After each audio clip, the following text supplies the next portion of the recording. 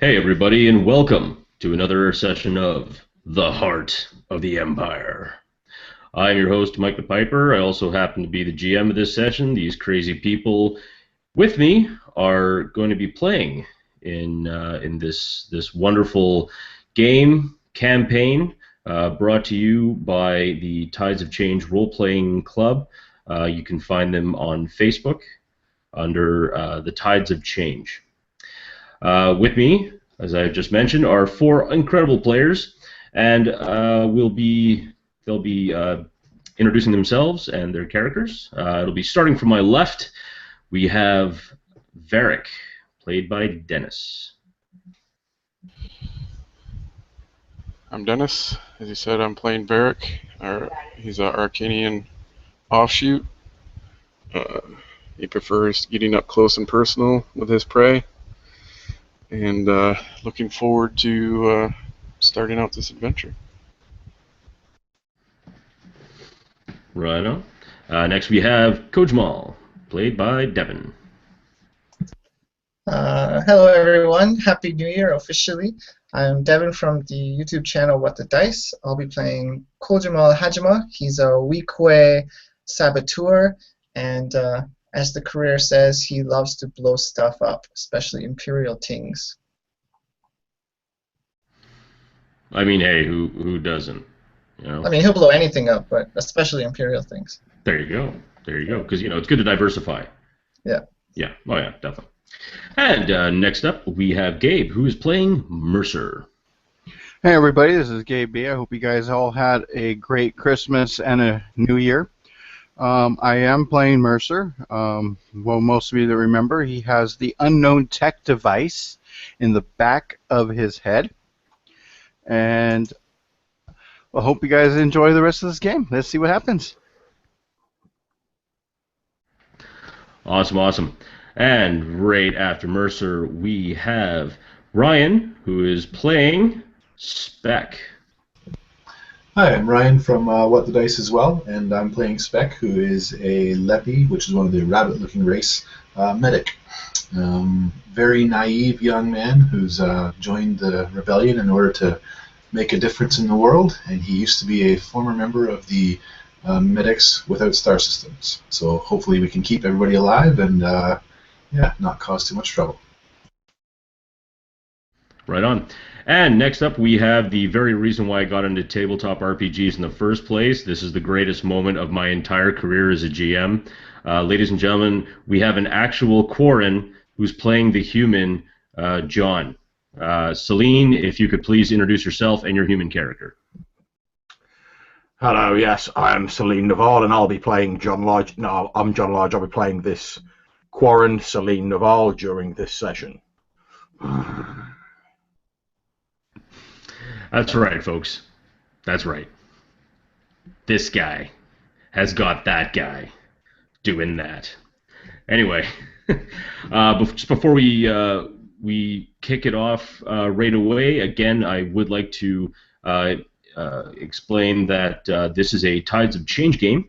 So for those of you who have never watched it before, what a tide change is somewhere during the middle of this session, the players will encounter something that they can actually affect the movement of the entire story.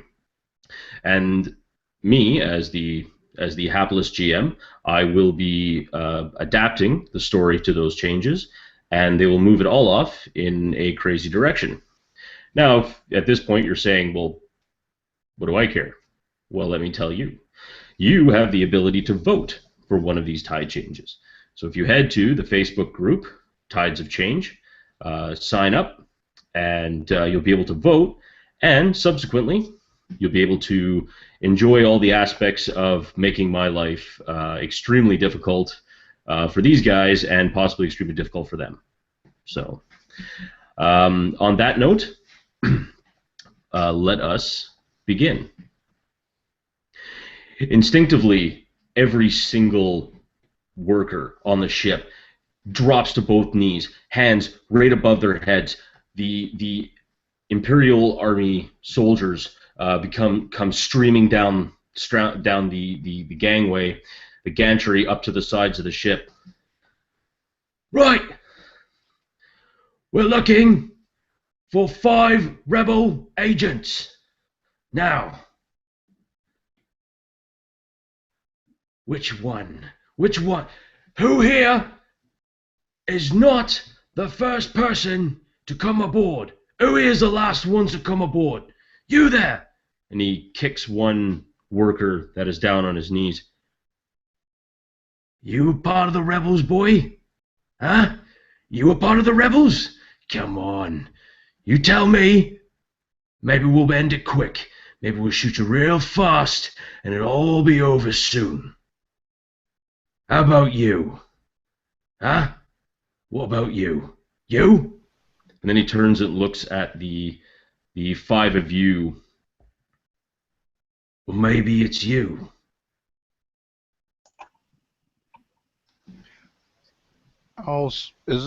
Looking down, is there any type of loose boards, wood, or anything like that? The ship is made out of basically a steel composite. Okay. Something similar of like Durasteel, something light but solid. So nothing you could just pull a piece of wood up and. Is there a tool like a big wrench? No, it's a very clean ship. It's used for just ferrying guys over. I mean, maybe you'll see a cigarette butt on the ground, or something small like that. Other than that, there's very little on board that you could use. All right, and how close would he be to us? And what about the rest of the people that are with him? So the 5 Imperial soldiers are essentially kind of in an arrowhead formation. There's the one that's doing all the talking. He's in front, and he's just kind of looking around. But the others are just angling themselves, so it's basically him, 2 guys directly behind to the left and right, and then 2 guys further off. And so they're kind of like in this kind of formation, basically just pointing around the ship. Basically pointing around. Each man is taking an arc of fire as they are moving from the bow of the ship to the stern. All right. Then I won't say anything, but I will look in a direction where there's a couple people, and they won't be able to tell. And I'll kind of like, as if I was a regular worker, giving a hint of where to look. And I'll look to wherever, just kind of like that, and kind of like look at him. But I'm a little. Okay, that's it. Kojamal will be a little more direct than that, but along the same lines. He's gonna put his hands up right away, and he's gonna say to the guy, "Hey, officer, it ain't us. We're just workers, man. It's those guys over there. It's those guys. They was the last ones on the ship acting all suspicious." And I'm gonna point to another group of guys. And can I roll a deception on that? You most certainly can.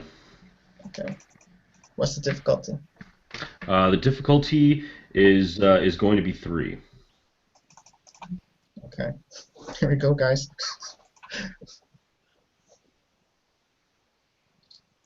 No. Wow. So I'm not believed or disbelieved? Nope. Okay. Matter of fact, I'm gonna let you know the results, but at the same time that you're doing this, I'd like to know what everyone else is doing.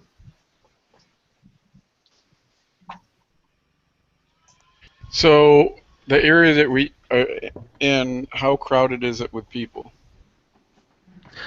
So you'd probably guess there's about 25, 30 workers that are basically like on their knees. Hands are basically clasped above their heads. Their heads are down, basically doing everything they can to present as small of a target as they can. Clearly, when they all went down, this was something that it almost seems like it's kind of something they're kind of used to, because every so often Imperial soldiers, they get bored. They board a vessel when it comes in, and it's like, okay, it's this again. except some of them you can see are especially the ones that appear older, because there's a lot of humans are on board this ship. You can tell that some of them actually are starting to look a little concerned, because this doesn't seem to be like the usual, drill that the troops just come on board. A lot of times they just basically like stick kind of like hold some of the workers up, if they got a pack of cigarettes they want, or some like a cred stick or two, they'll take a credit or a few, or just to basically a shakedown, and then just get them on board. But this time you see some of them are getting kind of. Now, has there been 2 more questions? Is there a lot of equipment or crates in the area that we're in, or is it pretty open? It's relatively open. There's the one crate for sure that you guys have just been kind of congregating around as you guys picked it up and loaded it on board the vessel yourself.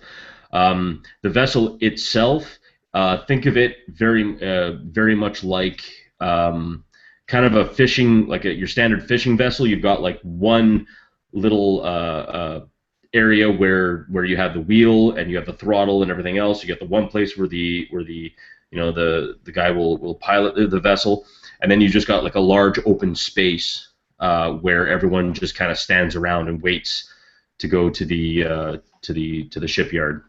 So for the most part, there's not a lot of crates. There's like a few smattered around, and a lot of the ones that are, since you guys were the last to board, the ones that are around are actually like generally centered around where the guy pilots the vessel. Okay, and lastly, are we still docked? Yes, you are docked. Okay. So what Varric will do is, as soon as they start yelling and the other workers drop down and, in submission, Varric will mimic that, keeping his gaze down to the floor, with his hands up. But he's going to kind of keep an eye on the guards, waiting for one to get close. Okay. And how about you, Spec, and you, Celine? Spec, in his kind of wide-eyed innocence and not having kind of experienced this kind of thing before, would generally mimic the others in dropping down, but he would have his head up in kind of a wide-eyed, innocent curiosity, kind of trying to take in what's going on. Not really even aware of kind of the Imperial, like the intensity of this Imperial gaze kind of thing, but just kind of like, oh.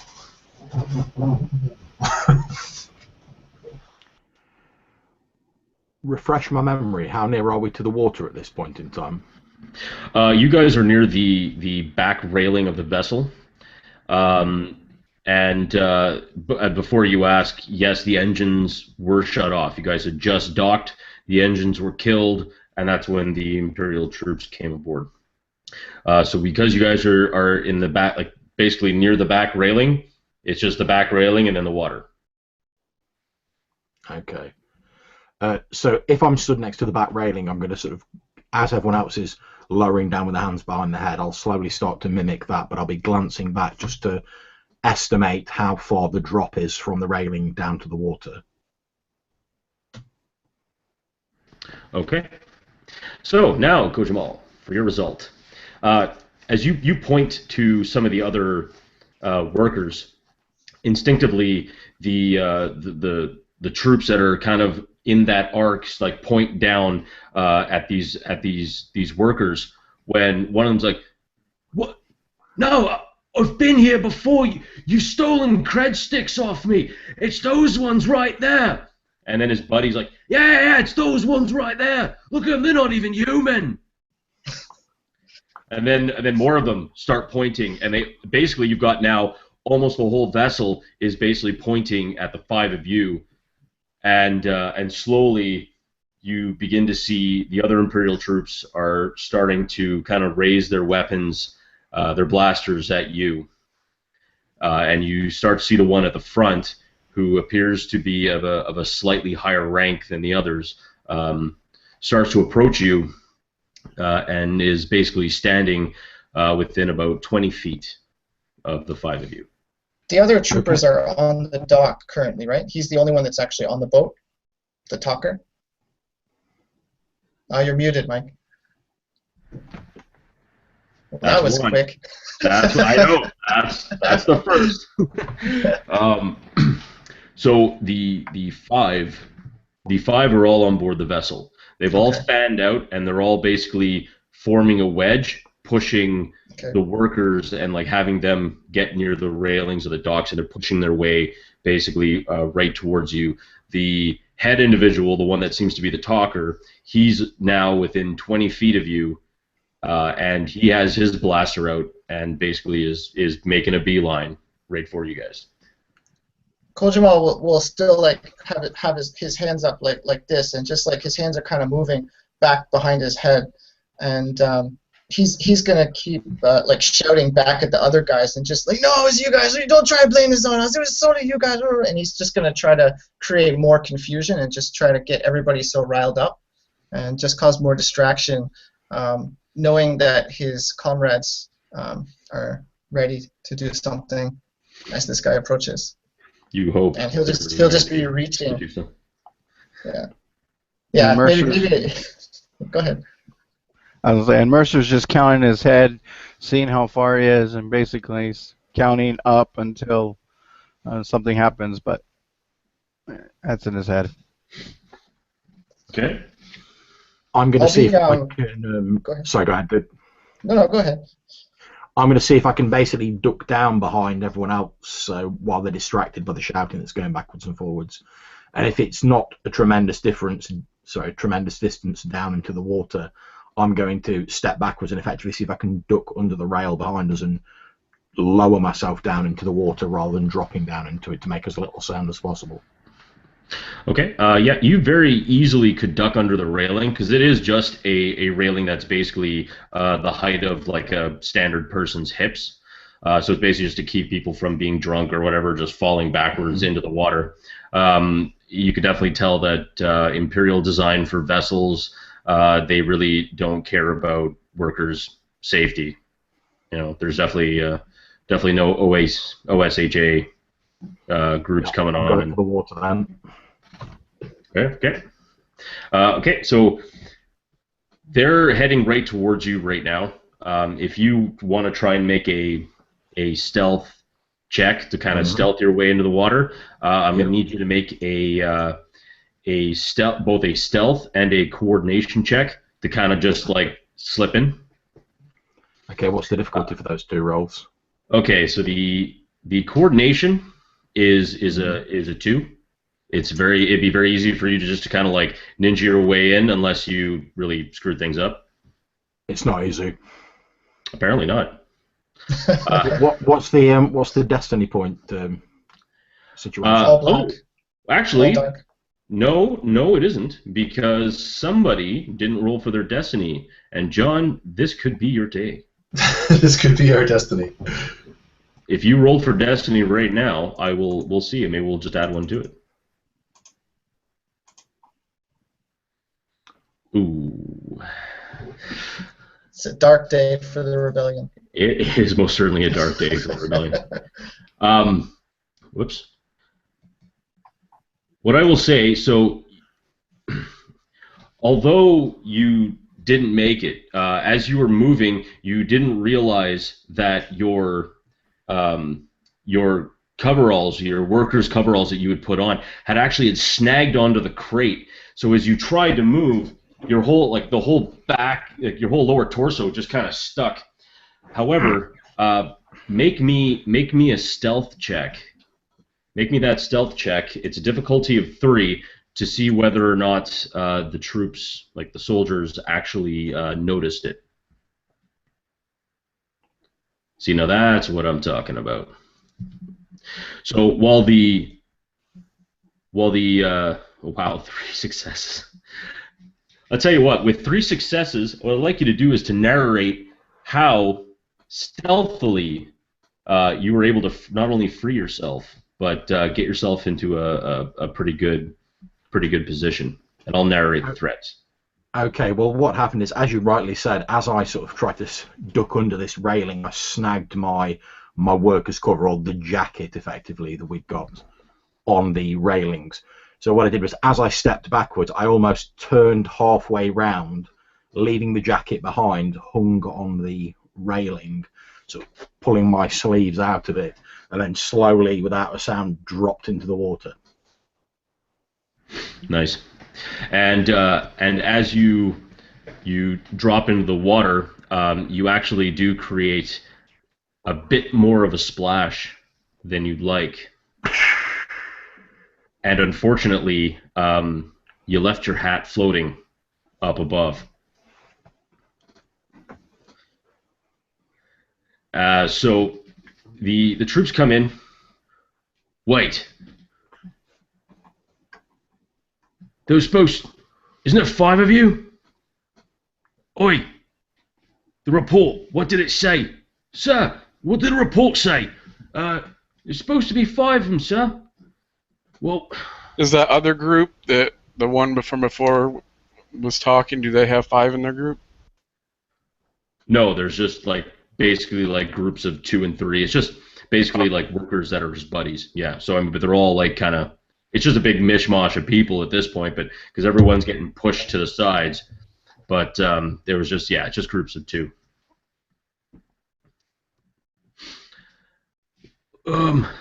Well, I don't know. Just grab these 4. Let's go. On your feet. Did they turn around when they were talking to the one in front? Did he kind of turn around? You're muted. Number 2. Muted again. We are a shot. Didn't we discuss something about you get to change a destiny point At to 3. the light side? Yeah, he's got to break the record At first. 3. No, At 3. It's at 3. It's at 3. And remember, rancors come out of everywhere. Sorry, Mike, we can't hear you. You're still muted. Nice. Yeah. You're muted, Mike. You're muted. That's 3. Nice. Yeah. Nice try.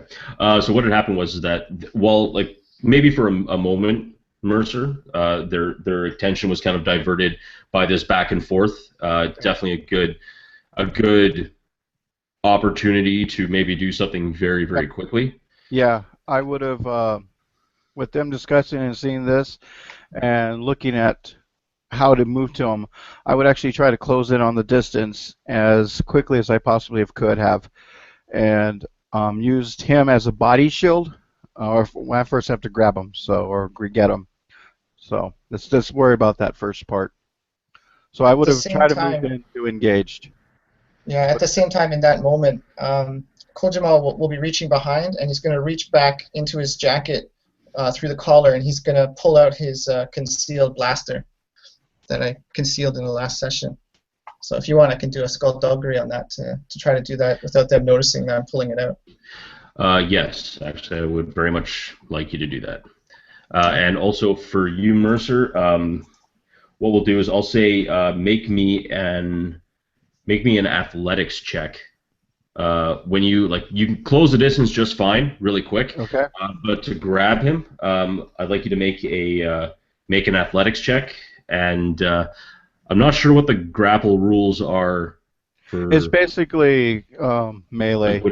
It's just melee, and if you do stuff, it's part of the narration. It's not really a grapple anything. Oh, okay. I was looking everywhere, and it's just. That's cool. And give me the difficulty. Okay, so the difficulty of grabbing him, he's not used to having, people basically challenge him, especially not lowly workers. So he's not paying attention. It'll be a difficulty of about 3. Because and this is the athletics to move to him, right? No, you can move to him just fine. Because mostly make an athletics check. Yeah, just make an athletics check so you can just grab him. That's what I was thinking. I didn't realize it was a melee. Yeah, it's a melee. I'm going to do that. Okay. And then hit him with a melee. All right. And then you said 3.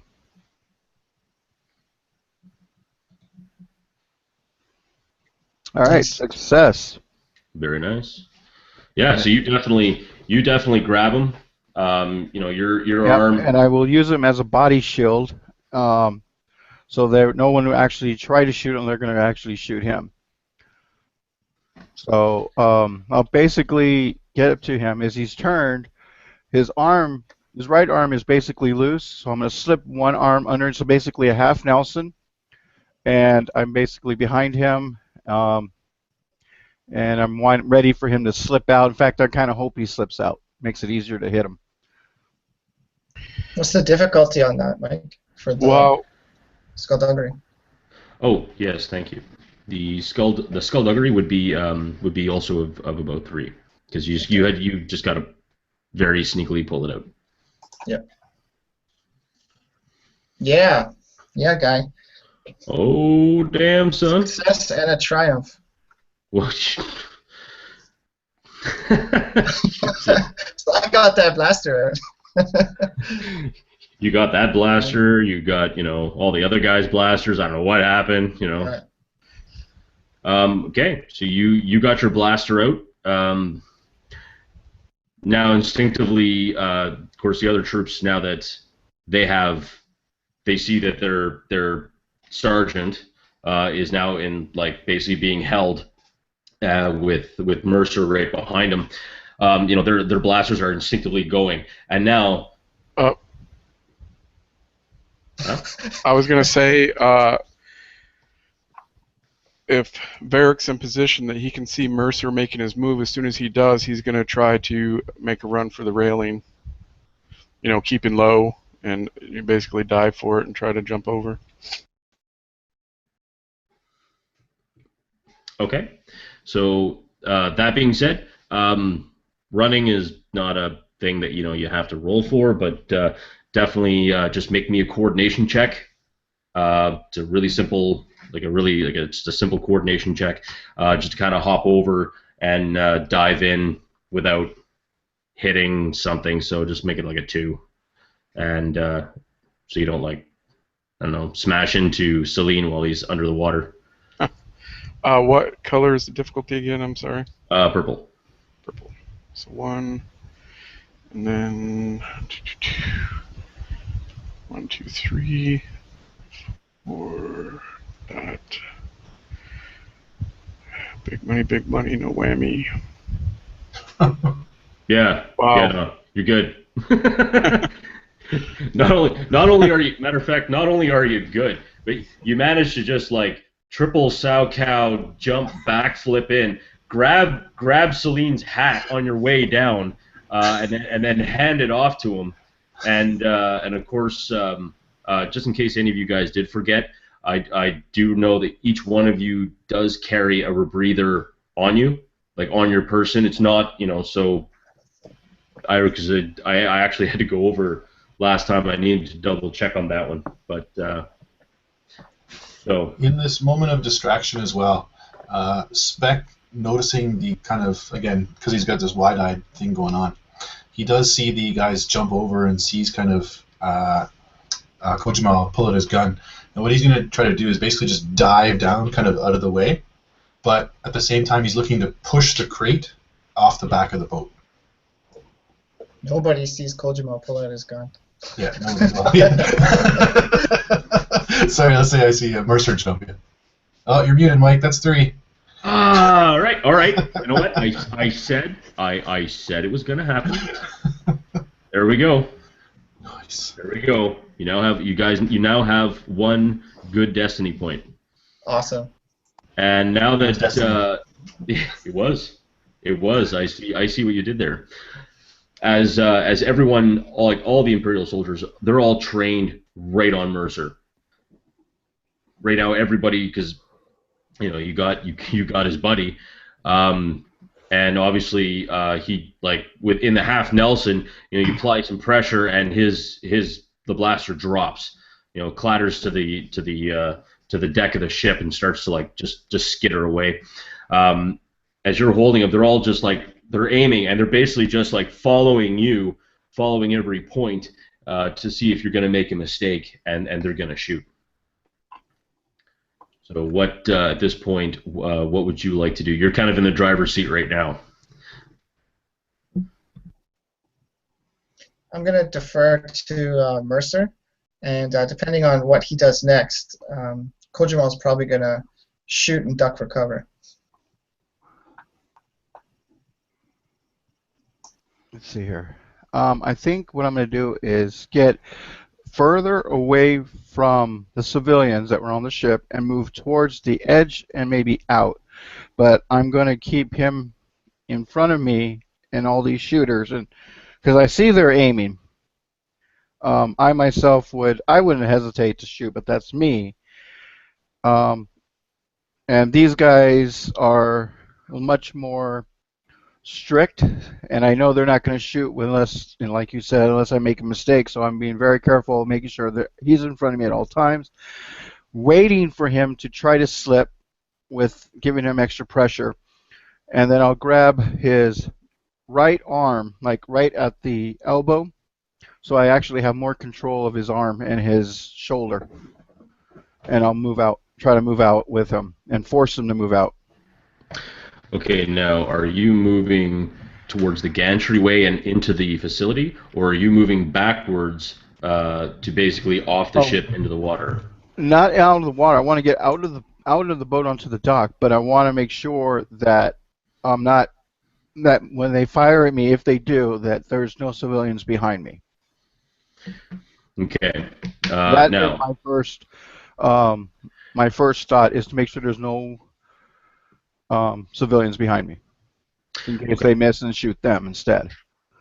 no, I totally understand that. Now keep in mind the only thing is that right now there are 4 Imperial Army soldiers standing basically right between you and the gantry way up. Okay, yeah, I got that. I just want to move so that if they shoot, there's no civilians. That's all I'm carrying right now. Okay. Okay. And Kojamal, you're going to follow him? So just to clarify, Mercer, you're going to move through the guys? You're moving towards them? I don't understand. I don't know the setup. I'm just trying to move away from civilians behind me. I know there's some. I just want to move to the side away. I don't think there's any civilians behind us. We're at the back of the boat, and then what Mike's saying is the Imperial guys are at the front of the boat, basically blocking our exit from the boat to the dock and up to the facility. So they're kind of between us and getting off the boat. Then I would just stay there, hold him, and do the same pressure on his arm, body, and leave it at that. So I basically hold my ground, in a sense. That if no one else is behind me, I just hold my ground. I don't want to advance closer. I don't want to do anything, but at the same time, I know I can't go for that gun because that's my first mistake. Good point. Okay, so right now, so that's you two. Now, Spec, you're still on board. Is that correct? Yeah, that's correct. How far would I be from the blaster on the ground and in relation to Mercer and like sight lines from the other Imperials? So right now you're on your knees about 15 feet from Mercer and about 30 feet from the other Imperial troops, or at least the first 2 Imperial troops. The blaster itself, you could probably just like reach out and grab and pick up. Okay. I think at this point, kind of looking around, Spec's like, I gotta do something. And hopefully by this time, like I see that the other 2 have made it into the water fairly safely. Kojimal, even though he's taking it out silently, I'm assuming, you can tell me if I'm wrong here, that probably I would now see him pointing this blaster, unless he's concealing that in his own way too. I'm not sure about that. I've still got it behind me, but I think you can guess that I've got a plan that I'm sticking around anyway. That I'm not going to jump in the water. All right. Then for a number of reasons. To the blaster, putting it within hand's reach, but still kind of looking like he's a part of this as well. And my kind of moment will be as soon as someone makes an action, then I'm going for that blaster and firing. But as of right now, I'm still kind of just part of the crowd. Okay, Koldenal's going to shoot. When I see that Spec's looking at the gun, and I can guess that he's going to help in this scenario, and I look at Mercer and I can see that, he's got a kind of a Mexican standoff here. He's defended, but he can't engage either. So I know something's got to give. We got to do something. So I'm just gonna pull the blaster out, aim at one of the officers that's not looking at me, and take Okay. a shot. Yeah. Just to let you know, though, none of them are actually officers. Like they're all just Sorry, well, troops. troops. Okay. But okay. Then what I'm gonna do is we're gonna pause the action on the ship. Okay. Okay. And now we're gonna head into the water. And as both of you, Celine and Varric, as you are kind of just floating in the water, there is some ethereal beauty about the scene. Celine, for you, this is a scene that you have grown up with. It's something that is like second nature. But for you, Varric, there's a peacefulness here. There's this tranquility that for a lot of your life that you're just not used to. It's almost as if like nothing happens here, like you're in some type of a limbo, but it's very, very beautiful. Just the light just reflecting in, and the darkness as you are sinking with the crate, and with your rebreather on, and you two link up pretty quickly. And what would you gentlemen like to do at this point? Okay, so how's the crate hit the water at this point in time? How's the crate in the water? Yeah. Oh. I know Spec was talking about pushing it over. Has it actually hit the water? Oh yes, definitely. It's hit the water. It's sinking. When it sank, it went past Varric. I'm assuming Varric probably jumped all over that and just kind of has been riding it down. You seeing them there, you kind of move just as quickly down to meet Varric, and now the two of you in one crate are just kind of hanging out. Okay, refresh my memory because it's been a while. What did we actually have in the crate? So inside the crate, you had your explosives. You had some of your weapons are inside there. Also, some of your armor was inside there as well. Okay. For those of you that had it. Okay, based on my knowledge of sort of the relative buoyancy of things, obviously I'm used to swimming about and, as you say, working in this environment.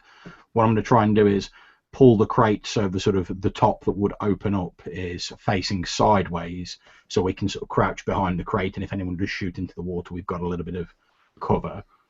Then I'm going to undo the crate and basically start taking out anything I think that I could reasonably swim with. So I expect it'll only be sort of smaller items. Well, one thing that is very safe to say, Celine, is that your time above the ocean or above the water on land, you feel that you're actually a little bit less coordinated than you would be in the water. In the water, you're a lot more coordinated because this is your home turf. So you're it's a lot easier for you to move. It's a lot easier for you because you understand physics in an aquatic environment almost more than you would in a land-based environment. Yeah, so I'll undo the crate and I'll start sort of first of all equipping myself with anything of my own that I can reasonably carry, blaster, etc. If I can then take anything else remaining for the rest of the party that's inside the crate that I think I can still move with, I'll sort of equip myself as fully as I think I can and reasonably still move, and anything else I'll sort of pass over to Varric. As far as that's concerned, excuse me. As far as that's concerned, there are some duffel bags. There is there's about 2 or 3 blasters in there, blaster rifles. You're not sure how well they're going to keep faring in the water. You think they'll be okay for a little while, but depending on how long you guys plan on spending, that might be something that you might not want to jump into. You do have the 2 thermal detonators are inside there. Yeah, I'll take one of those and I'll pass one of those off to Varric. Okay. Varric's force pike is in there, which I assume you would want to probably hand him that because you know it's good for you. Yeah, you can have that. Yeah, when he begins that process, as you described, this is a very new and almost surreal experience for Varric after he enters the water and just sees the movement of the crate out of the corner of his eye. He catches it, but he's very much lost in this moment. This feeling and not uncomfortable of almost of aloneness, yet at the same time being a part of this strange world that's before him. He is quite distracted, but at the moment that that force pike is handed to him, he kind of gives his head a shake beneath the water, instantly coming to his senses as he begins helping unloading and grabbing a sack if he's able as they begin to empty that large crate. All right, cool stuff. So now that you're sufficiently underneath, you actually begin to get a good glimpse of the facility on its whole. You know, as opposed to the large spheres that are interconnected, that basically make up the entirety of what is known as Juggerhead. You also see the main area kind of even sinks under the water a bit to these, like each one has almost sitting on a large ballast pontoon, and it's all like in a large circle around, and just basically keeping the entire thing stabilized and afloat. You notice that if you were to go down to actually like go to one of those pontoons, you'd have to go extremely deep. And for you, Celine, that wouldn't be too much of a problem. It might be a little difficult, but for Varric, it would be extremely taxing on his body, because it's probably about a good 300 plus feet down. And if you were in a vessel, it wouldn't be a problem. But just as yourself, the atmospheric pressure on your body would cause a lot of strain, and might not be able to withstand a lot of it. Okay, I'm going to point at the thermal detonator I'm holding so Varric can see me, and then I'm going to point down at the support.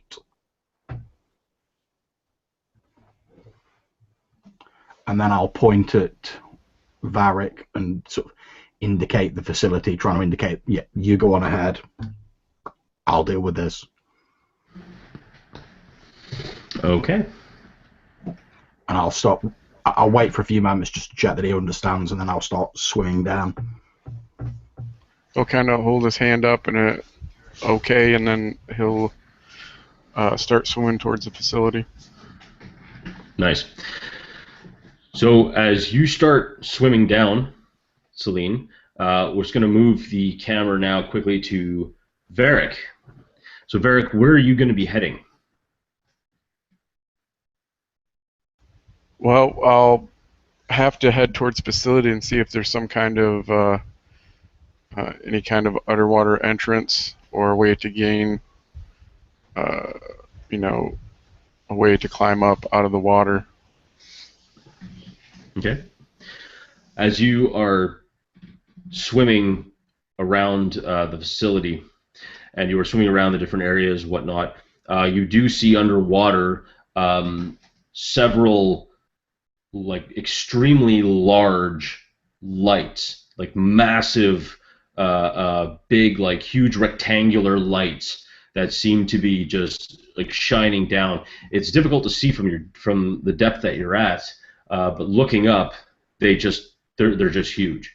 Like they would easily envelop like several starfighters in a row, and a lot of them just seem to be just kind of like around in basically in rows.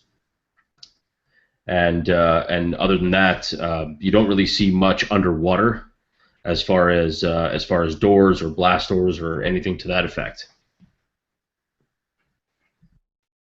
I'm trying to remember, were we given any kind of plans of the facility where I'd have any idea of the layout of it? You were given a rough kind of map, which I can bring up as soon as I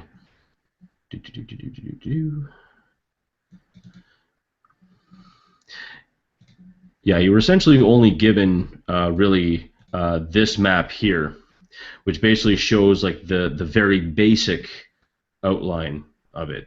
You know, you have your command center in the center. You know, your different factory nodes, your different habitats.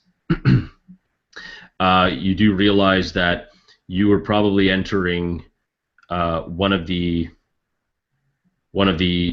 habitats, probably the southern habitat, or possibly even factory node 3. So you gentlemen might be in this kind of like rough area. But you do see, as you swim down underneath, you see lights, kind of like, if you can see the cursor, kind of like in a kind of a circular pattern around here, a few up here, a few around here, and so on and so forth.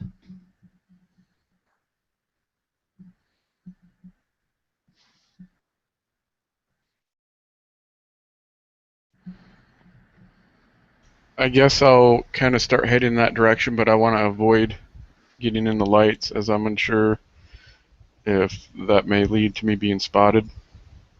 But I'll head over in that direction. Okay, so you're heading over like around here.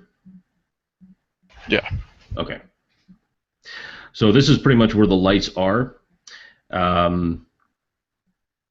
As you like, are you swimming? Are you swimming like towards the surface to get a better look, or are you just staying at the same depth? For right now, I'm going to stay at the same depth. Okay. Okay. So other than that, yeah, you just see all you see are the lights. You see that this area, basically it goes down a bit, again to another pontoon that is just kind of like seemed like some type of a something to keep it afloat, and that's essentially all you see, that and just open water, and yeah.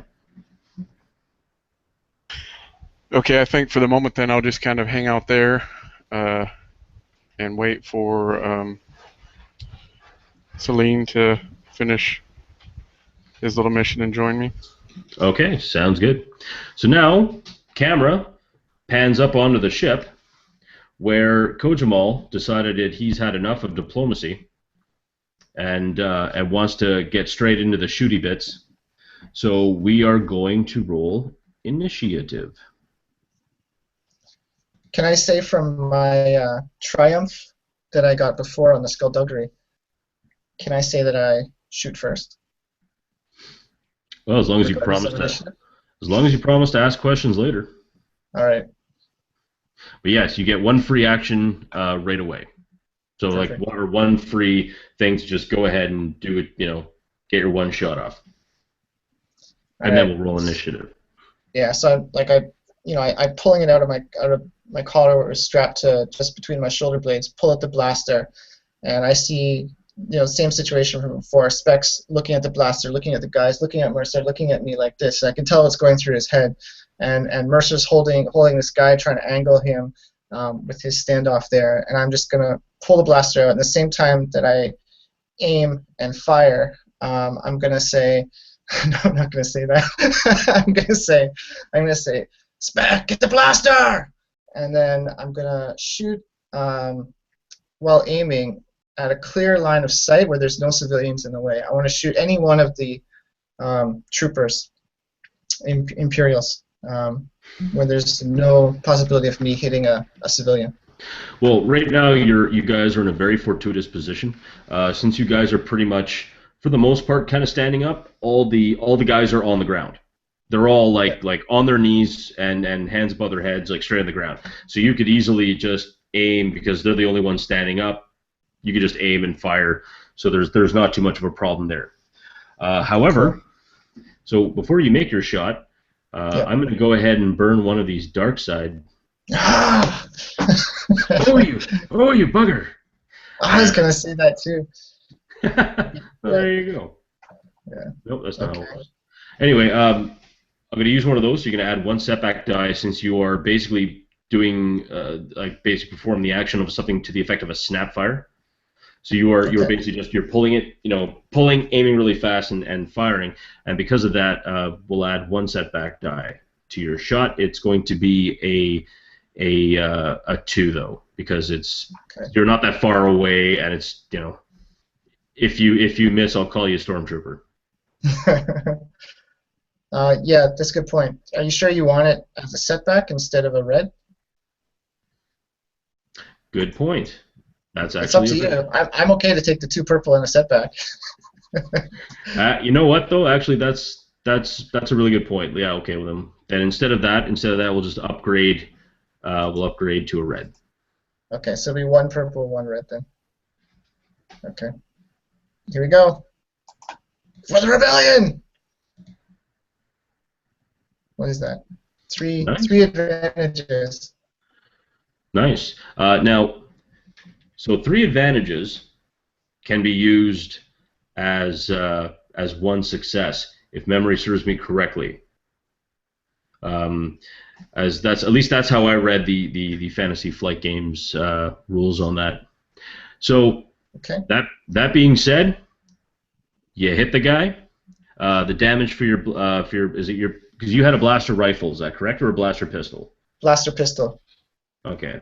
And the So it's damage gonna on be that? it'll be 6 plus the success, so it'll be 7. Okay. So you aim, you snap, Mhm. and you let loose, and all of a sudden you just see this one trooper's eyes go like really wide, and just you hit him, and he just hits, smashes into the crates, rolls, and just hits the ground. And now we're gonna roll initiative. Awesome. Nice. I was worried it wasn't going to down one of them. And this will be cool, Mike? This will be cool, yes.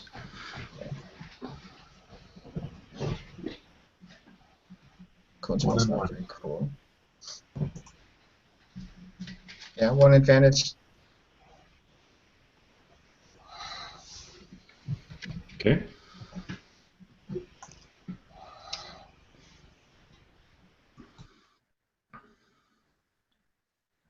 Okay, that being said, it looks like actually, Mercer, have you rolled? Did I miss it? Yeah, I did. I rolled it right when you said it, and I got two Oh, successes. My apologies. I didn't see it on the roller. Okay, then Mercer, you are going first.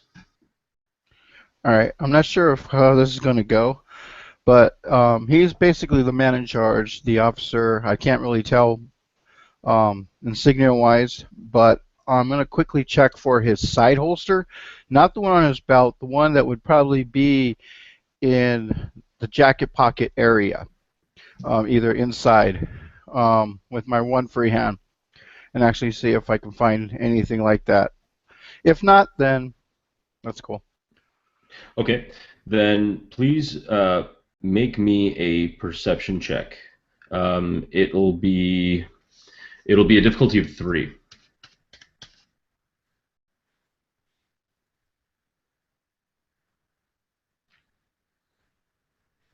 Yeah. So that's a threat. So basically, whatever you want to happen. Yeah. You don't find, obviously you don't find what you were looking for, and not only that, as you were looking around, you didn't notice that he was beginning to kind of move his shoulder with yours in an attempt to move out of the way. So he is going to make an athletics.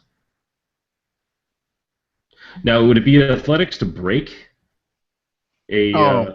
Oh, he's gonna break it. I'm actually gonna kind of like let him, because Okay. that was part of my plan. I was, like I said earlier, hoping he would try to get away. Gotcha. Okay, then that's exactly what he's going to do. All right. He Then for my action, I'm gonna go ahead and just deck him in the face, or in the side of the skull, to knock him out. Then you punch with confidence. Okay. And what's the difficulty for against him? It's not. He has no armor, no nothing, so just 2. Well, he does have armor, so I mean it'll be like difficulty of let's say like 2. Okay. Um, All right, so then I'm going to leave it at that.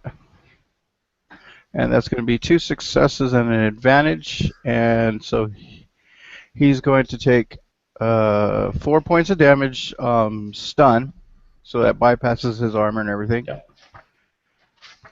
And I'm going to notice something of conflict that actually, no. No. I'm actually going to roll on the critical injuries with wounds instead. So here's the percentile, and that will be for 47. Let me see if I added that plus 10%, because I don't think I did. No, I didn't. So 47%. I actually have to go to the critical injury because can't I don't have no don't apologize. I just don't have the table memorized. If Like you did, you'd be a god among men, man. Because that's a lot of tables. Yeah, no kidding. 47, you vaporized them. No, that doesn't seem right. 47's head ringer. Yep. Head ringer. What an absolutely perfect thing to roll. And you clock them. Like you actually feel the bone crunching beneath your fist, your huge Mandalorian fist, and you just sock him. And you could even see like the lights just kind of just wink out for a second in his eyes, and he just kind of staggers and just hits the ground. The other 3 remaining Imperial soldiers are just staring, shocked. But then quickly they kind of recover themselves, and it's going to be their turn. Mm-hmm. So first one, you shot his buddy, Kojamal, and he's not happy about that. So I knew this was coming. Yeah, you kind of knew. Good thing the doc's with me, so. So he's going to just like quickly aim at you, and he's going to fire. Yes. Wow. So he shoots, and he just kind of did it so quickly because he's in such shock that these workers are starting to stand up and fight that he actually shoots, but you kind of move in such a way that you're kind of off balance a bit.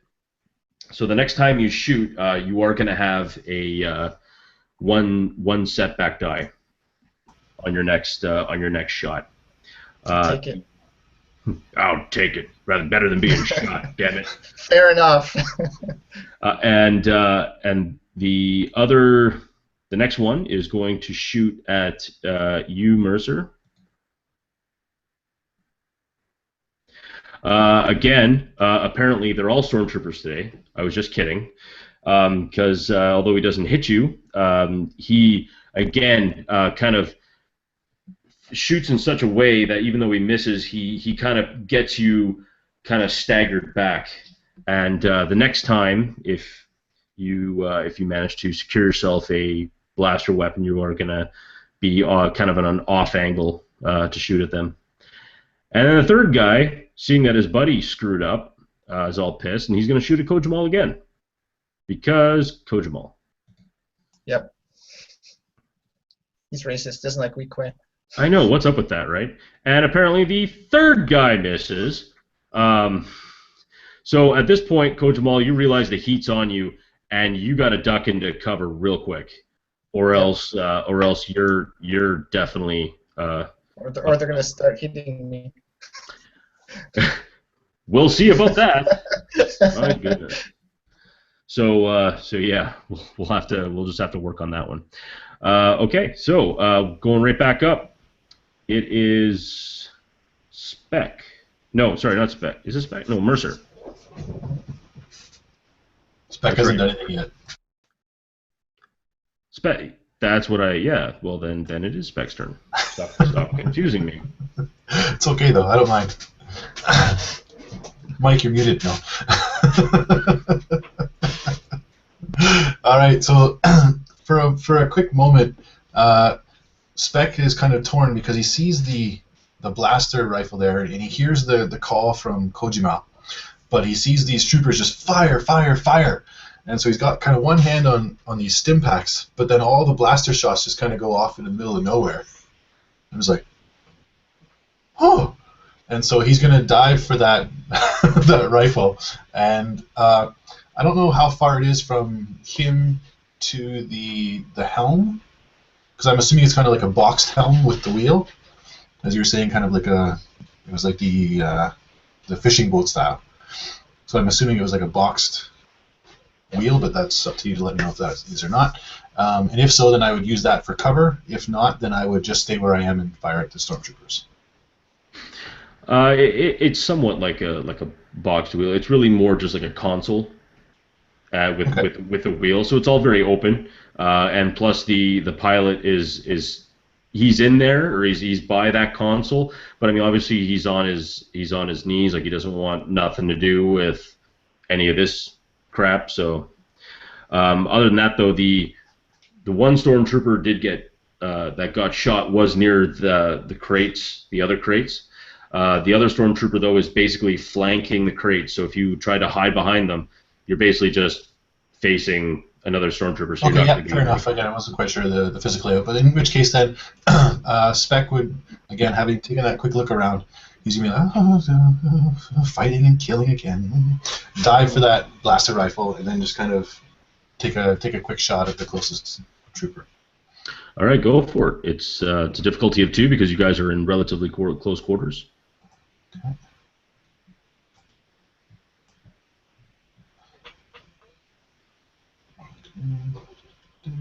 Any time now, dice.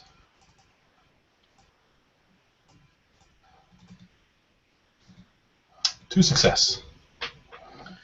All right, that's going to hit. I don't know the number because I'm not exactly sure which weapon I have at the moment.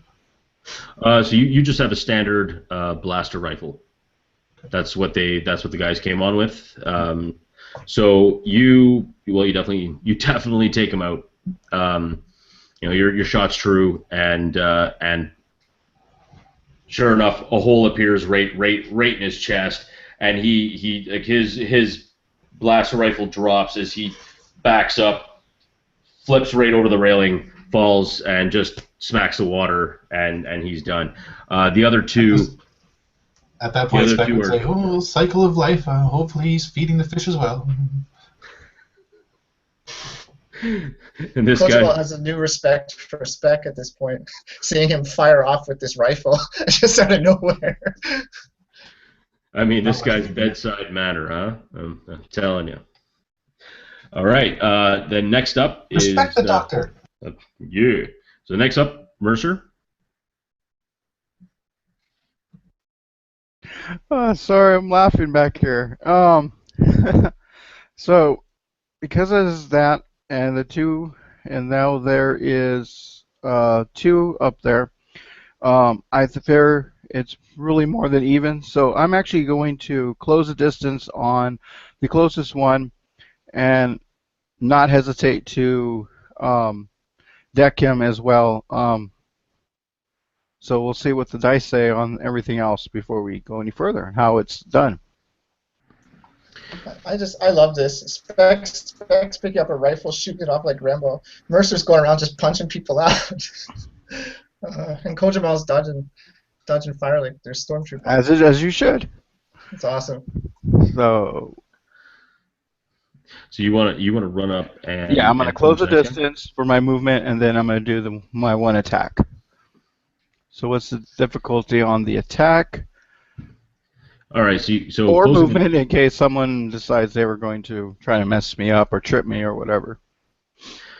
Well, you wouldn't have to worry about anyone trying to trip you up. The civilians want to stay right the hell out of it, and the Imperial troops, like the one guy, he's in the water, he's dead. The other guys, you knocked him out and probably broke his jaw, and the other the other one as well is also shot dead. So you've got two more. They're a bit further, kind of closer to the gantry. You're gonna have to really huff it, and you can make it. But I mean, it's. So you want me to do an athletics check first, or? Yes, please. Yeah. Okay. And what's the difficulty you figure? Difficulty of that, two guys that are kind of ready for you. I would say that's probably difficulty of 3. 3? Okay. Yeah. And that is 2 and 1. And... All right. So an excess and 2 advantage. So the 2 advantage. Let's see here. So I make it to them, no problem. The 2 advantage is not going to quite do that just yet. So, because I'm going to use immediate free maneuver, but I want to do that after the first punch, because I'm on the first guy, and then my next maneuver will be moved to the next person. So let's see. Like I said, let's see how this goes first before I just start moving to people. Wow, they all blacked out for some reason. My whole history blacked out. Oh. It looks like I have here. So, yeah, so I'm going to go ahead and use... No, I'm just going to hit him. So it's the 2 difficulty to hit him, plus the... Okay. So here we go. Ooh. So that's going to be 4, 5, 6 points of damage, and an advantage, which... Well, since I did do damage, I'm going to go ahead and do criticals with injury again. So let's hope for another 47. 75. Oh man, what 75 is just on that damn table. It's hamstrung. Hamstrung, yep. Oh. I don't know how that happens, but okay. I would imagine that. Collapsed his knee on the hit.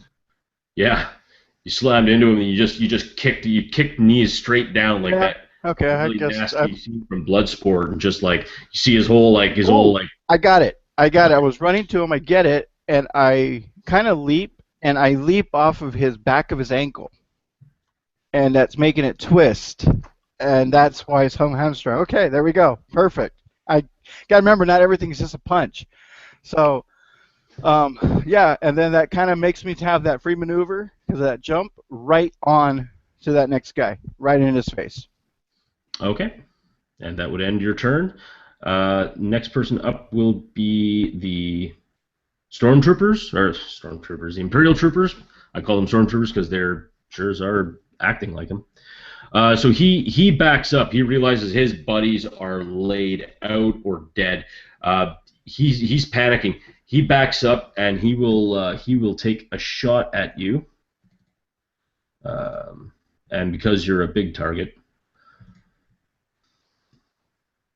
Oh yeah, so he hits you what but good. It'll be basically like he hits you. He lines up, panics, and just fires. I mean, it seems like this guy has never even fired his rifle before, let alone fired at someone. And it's amazing that this shot even hit, but it gets you square in the shoulder, really bad, to a point where you even spin around. And you're not even facing him at this point. You're on your knee, and you're clutching it, and you are definitely taking 8 wounds for that hit. 8 wounds, and then minus my 2 soaks, so that'll be 6. Yeah. I would say then, my normal, but I don't have any armor on. Yeah. So.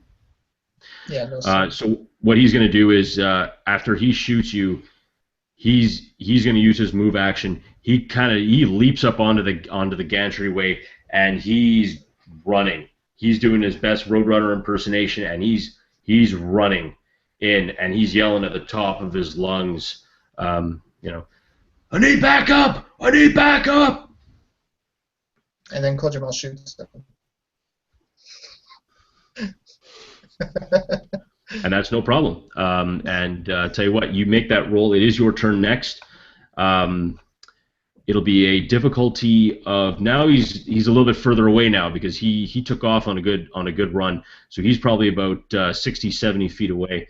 So he's you're looking now at probably about a 3, maybe even a 4 to hit him. Flipping destiny point. You got it. Okay, so 4. 3 or 4? What's your final answer? 4? Yeah, let's go with 4.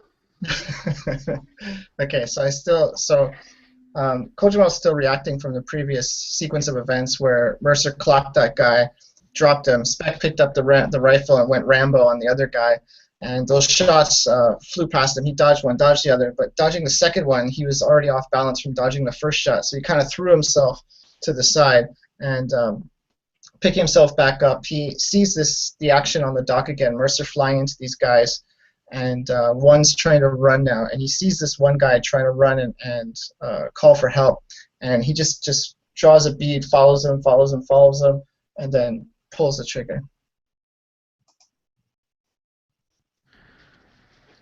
Failure, but a triumph. Okay. Tell you what.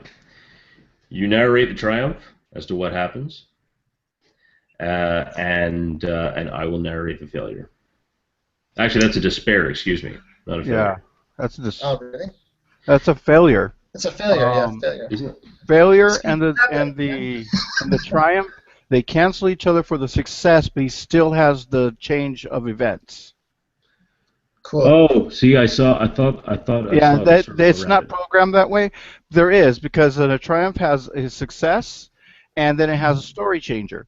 So those two cancel each other out, but No, they no, still have the story changer. No, I understand that. No, when I saw the failure thing, I thought I saw the circle around it to make it a despair. Gotcha. Oh yeah, then it would have canceled each other out. Yeah. Oh no, I would have role played that one out. It's like rolling a 1 and a 20, which is my favorite. Oh, it's so much fun. Anyway, here nor there. Okay, so let's do it. Okay, so because those cancel each other out, I didn't actually hit him with the shot, but I can still say something happened. So, so I'm going to say that even though I missed him, I shot in front of him. My blaster bolt went in front of him, and he saw this blaster fire just narrowly miss him in front, and he reacted by stumbling to the side. And as he stumbles to the side, he kind of falls off the dock and falls into the water. So he's in the water now with whoever else is in the water. Wink, wink. And we'll say that's where he is. No, that's not a problem at all. And as that happens, the last guy, he just falls in the water and he's thrashing around and yelling and whatnot. You start to see a whole lot more Imperial soldiers coming out, to a point where you see 15 Imperial troops are coming out, and now they are lining the dock, and they are pointing blaster rifles at all of you. They all stand there, and they're all pointing their weapons. A few of them begin to part, and you see an officer in a very crisp uniform walks towards you. Well, I see that you gentlemen know how to make an entrance. However, clearly, as you can tell, you're vastly outnumbered. So, you have very little options available to you, but might I suggest that you just come with us? Seeing this, and still in kind of his broken Rambo mode here at the moment, Spec is holding onto this blaster rifle and hands just shaking. But as he's kind of thinking about what he's going to do, or not thinking almost, he does catch sight of Mercer on the ground, who's now bleeding from this hole in his shoulder, and that kind of snaps him back out of it, and he kind of just like shocking and drops the blaster rifle on the ground, and then, like, without even looking now at the Imperial guys, just walks directly towards where Mercer is, kneels down, and then quickly kind of checks him out real quick, and then pops the stim pack under him. And I have a comment, and it's more of an out of character comment because I'm not quite sure. Does this person sound like the vocalization of Admiral Ozzel? No. Okay, because you made it sound, so I wasn't sure. I was okay, so it's not him. No. Okay, cool. That just changes my whole outcome of what I was going to say or do. Yeah. Admiral Ozzel is very dead. Well, we don't know that. Fair enough. It's easy to assume that. Kojamal needs to roll a fear check at this point. He's considering his options, and one of the options is to follow his friends into the water. But he's feeling a bit of panic with the realization that he might actually just about do that right now. So I can't just say he's going to automatically overcome that. I think he needs to roll for it.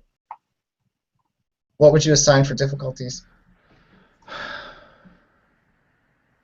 Okay, so what I'm thinking of here is that this is a point where Kojamal really, like, he's been in war before, he's been in situations, but this situation is entirely new. It's definitely a very panicked moment, especially with the fact that Water and him just don't seem to get along.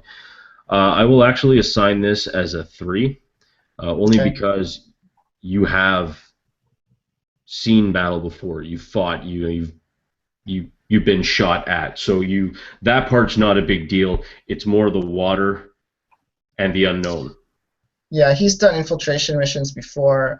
He's gone through swamps and low kind of rivers and things like that. But the idea of immersing himself in a vast, humongous, planet-sized ocean is just daunting for his mind. That's too much for him to just automatically overcome in just one day, one shot.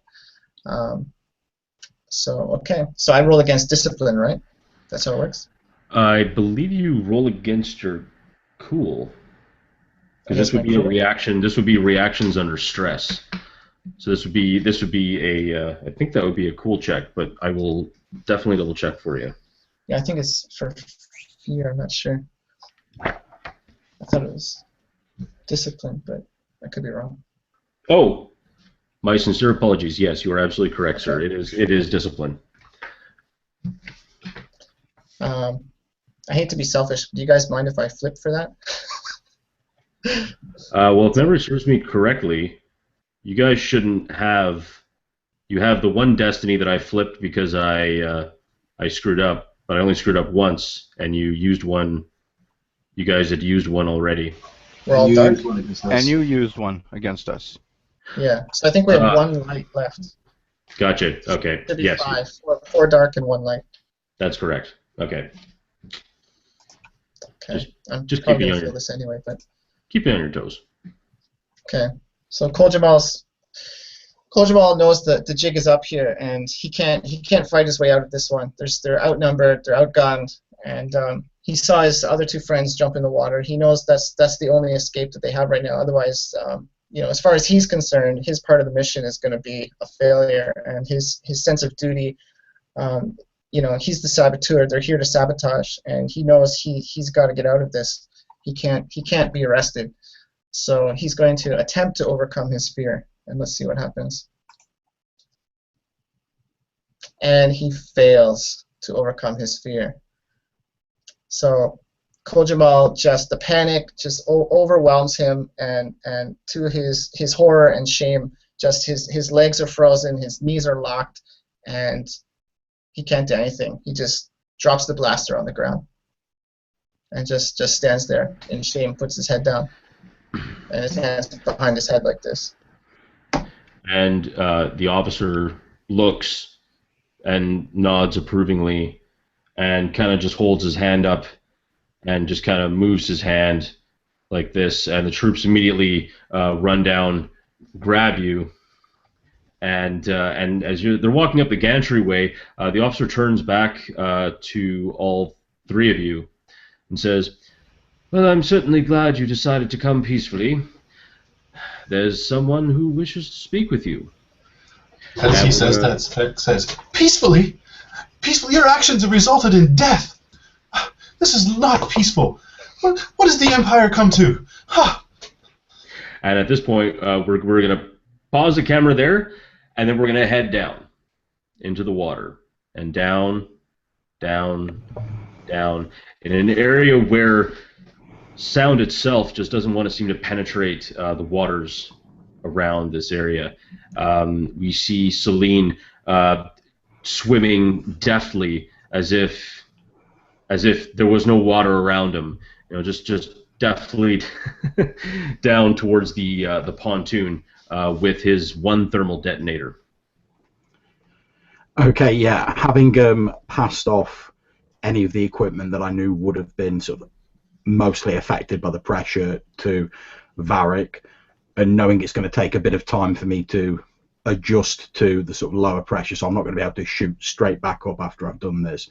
My plan is to head down as far as I reasonably can, find one of the larger support struts. I've seen one of these thermal detonators go off before. I know roughly the sort of area they affect. I'm going to attach it to the support structure, set the timer on it to give me enough time to swim away, but I'm not going to try and shoot straight back up out of the water. I'm just going to set it, swim away, and then I'm going to very slowly start heading back up, because it'll take a while for my body to readjust to the pressure. Even though I'm used to operating at depths due to my home world, I'll still need a bit of time to reacclimatise myself as I come back up. So I'll set the little thermal detonator after I attach it. Then I'm slowly going to start, I say slowly, as quickly as I can, but obviously slightly impeded by the water. I'm going to start swimming directly away from it. Okay. Now, that being said, how long would you like to set the timer for? It'll depend on, because like I said, I've seen the sort of area they tend to affect. So based on what I know about this sort of explosive range of a thermal detonator, I'll set it accordingly, since I know I can move fairly quickly underwater, although I am slowed down a little bit by the kit. Okay. But I'll set it appropriate. I'm going to set it to try and give me just enough time to get out of the way, basically. No, that's not a problem. So you're thinking probably about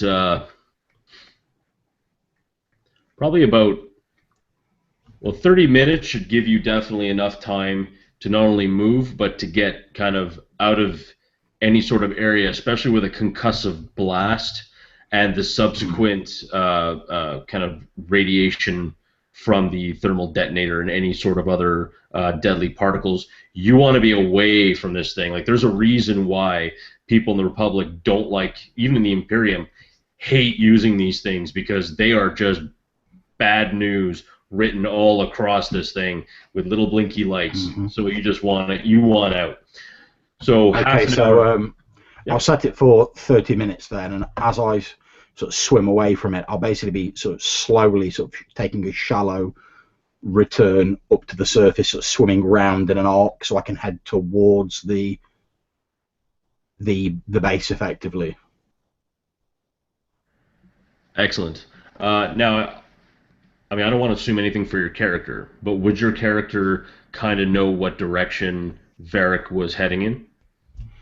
Well, yeah, since we're both in the water and I sort of pointed at where he was supposed to be going, I'll be sort of taking, like I say, a slow sort of arc, so I've got to take a bit of extra time to acclimatise myself to the change of depth, so I'll be sort of swimming upwards, but in a very sort of shallow circular arc to get to where Varric's going. Perfect. Excellent.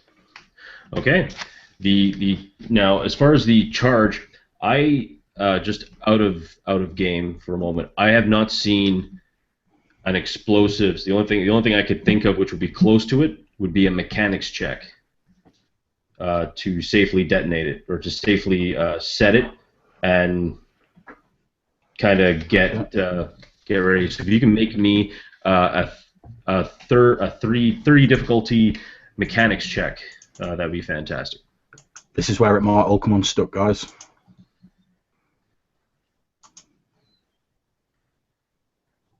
Still got a success. Nice.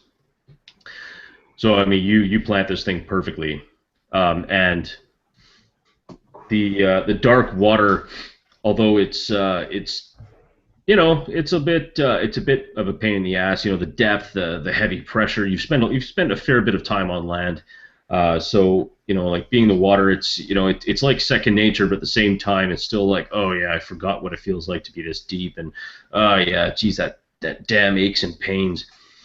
And as you begin to go, the timer starts counting down from 20 minutes.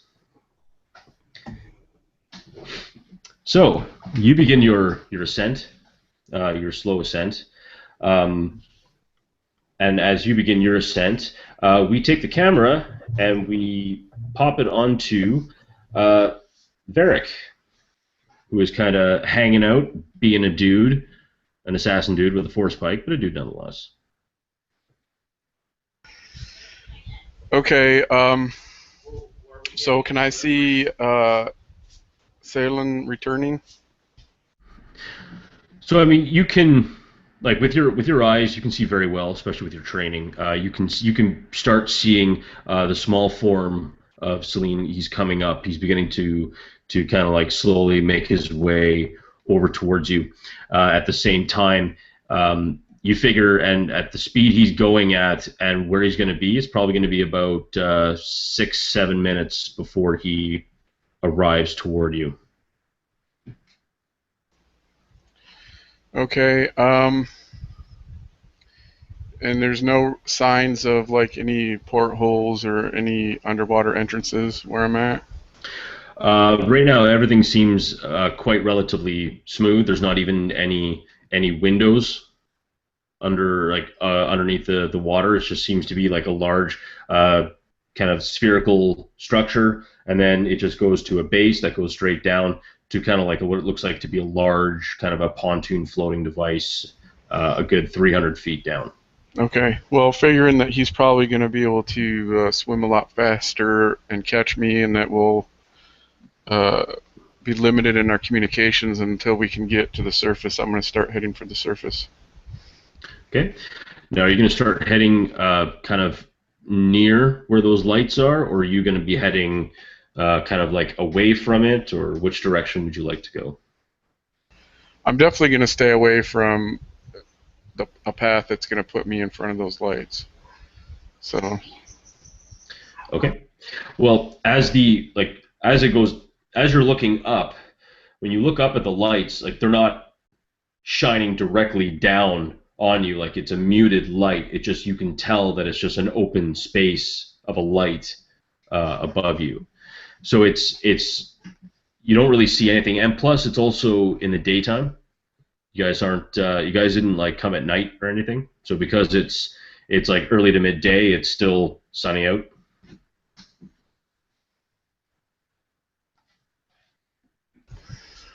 So, just to reiterate, that light that you were talking about, I mean, is it definitely like an artificial, like spotlight, or does it seem more like from an opening? It just looks like a large, open, rectangular, with just a light, so lit up, at least against, like, because the sea is a little bit darker. It's very clear, very very pristine, very blue. But then as you look up, it's like, okay, there's like a big rectangular shaped light straight on that's straight above me. Then I may go try to get over and investigate that and see if maybe it's possible. I don't know, it might be a viewport or an opening of some kind where I can get some intel of what's inside there.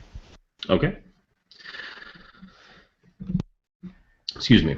As you head up and you begin swimming up, the light growing larger and larger and larger to a point where it fills your entire sight. You're almost nearing the water's surface, and as you look, you realize that it is indeed an opening. It is a hangar port opening of a vessel, a ship, and it is one of the ships that Juggerhead, at least the ship sizes that the Juggerhead shipyard works on, and it is a cruiser-sized vessel. Now, Is it just an opening, like it's a pressure port where you can just climb out of the water, or does it seem to be like a sealed hatch of some kind? You remember that scene in Star Wars: A New Hope when the Corellian Corvette gets sucked into the Star Destroyer, that big massive opening? Yeah. Yeah, that's what you're looking at. You're looking at a big, massive opening, except not a Star Destroyer size. It's just like a cruiser sized. So you couldn't stick a Corellian Corvette in there, but you could stick starfighter shuttles. It's a large, pretty large opening.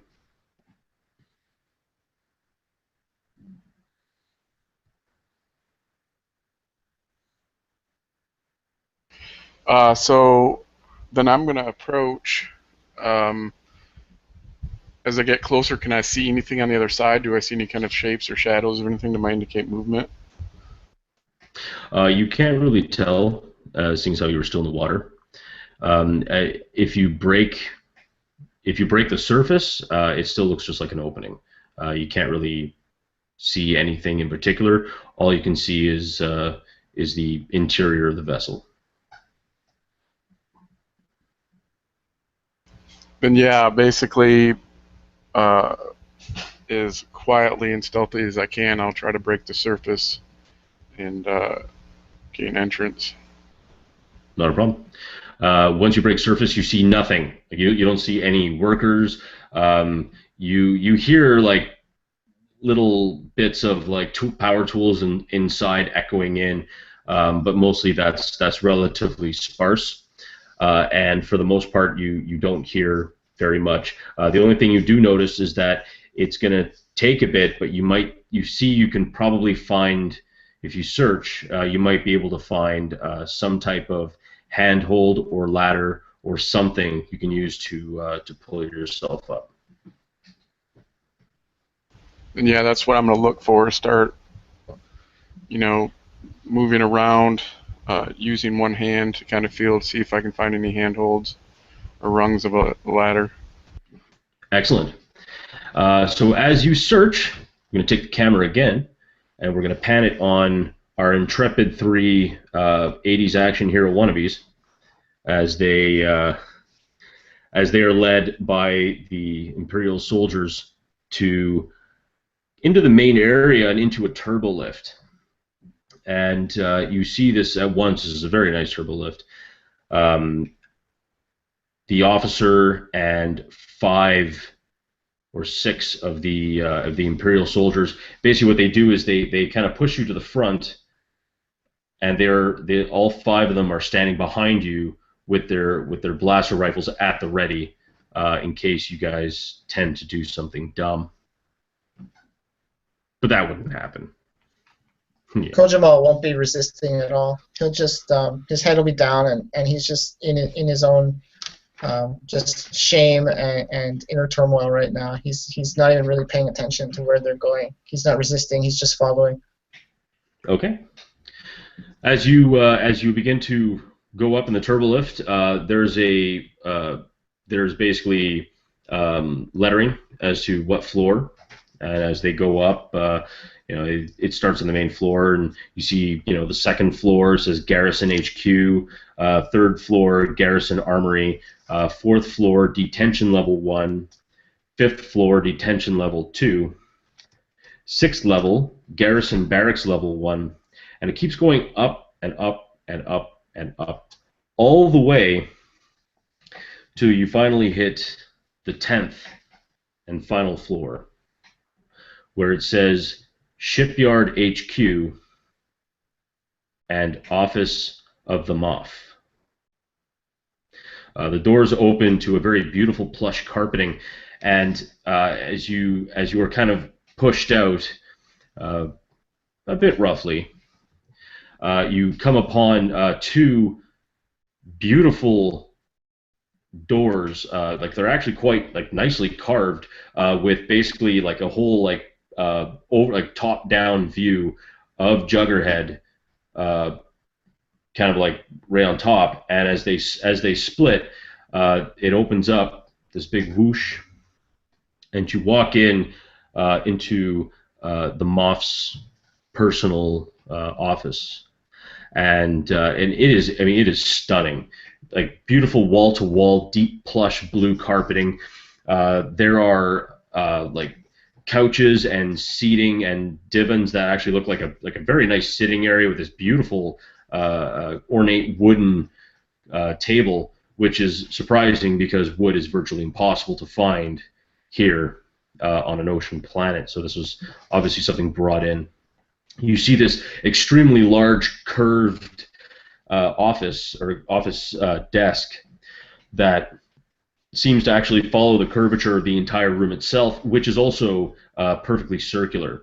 And behind the desk, you see large windows that overlook an entire vista of the shipyard and, of course, the vast expanse of ocean beyond it.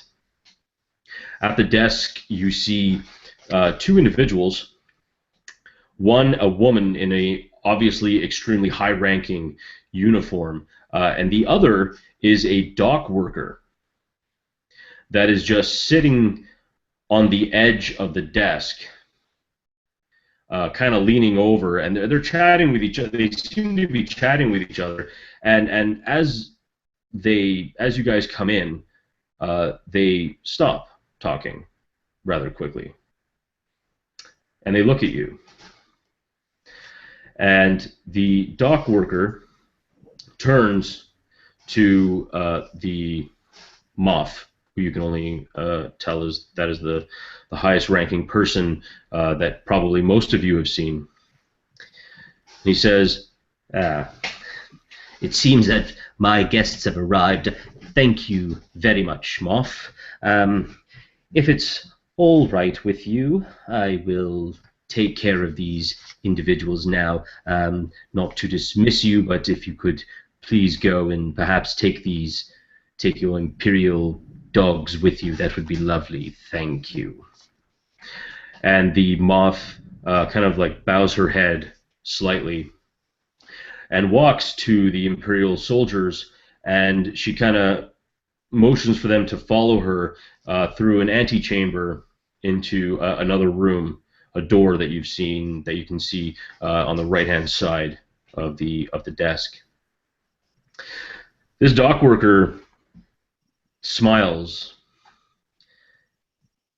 "You know, I'm very, very happy to finally meet well, it seems that the three of you, I don't know where the other two are. You're probably off on some sort of a mission trying to disrupt our Imperial evil plans and all that. But I must say, the three of you, I'm very pleased to finally have a chance to meet. Now, I am confused. Which one of you is the one that stood me up for that drink?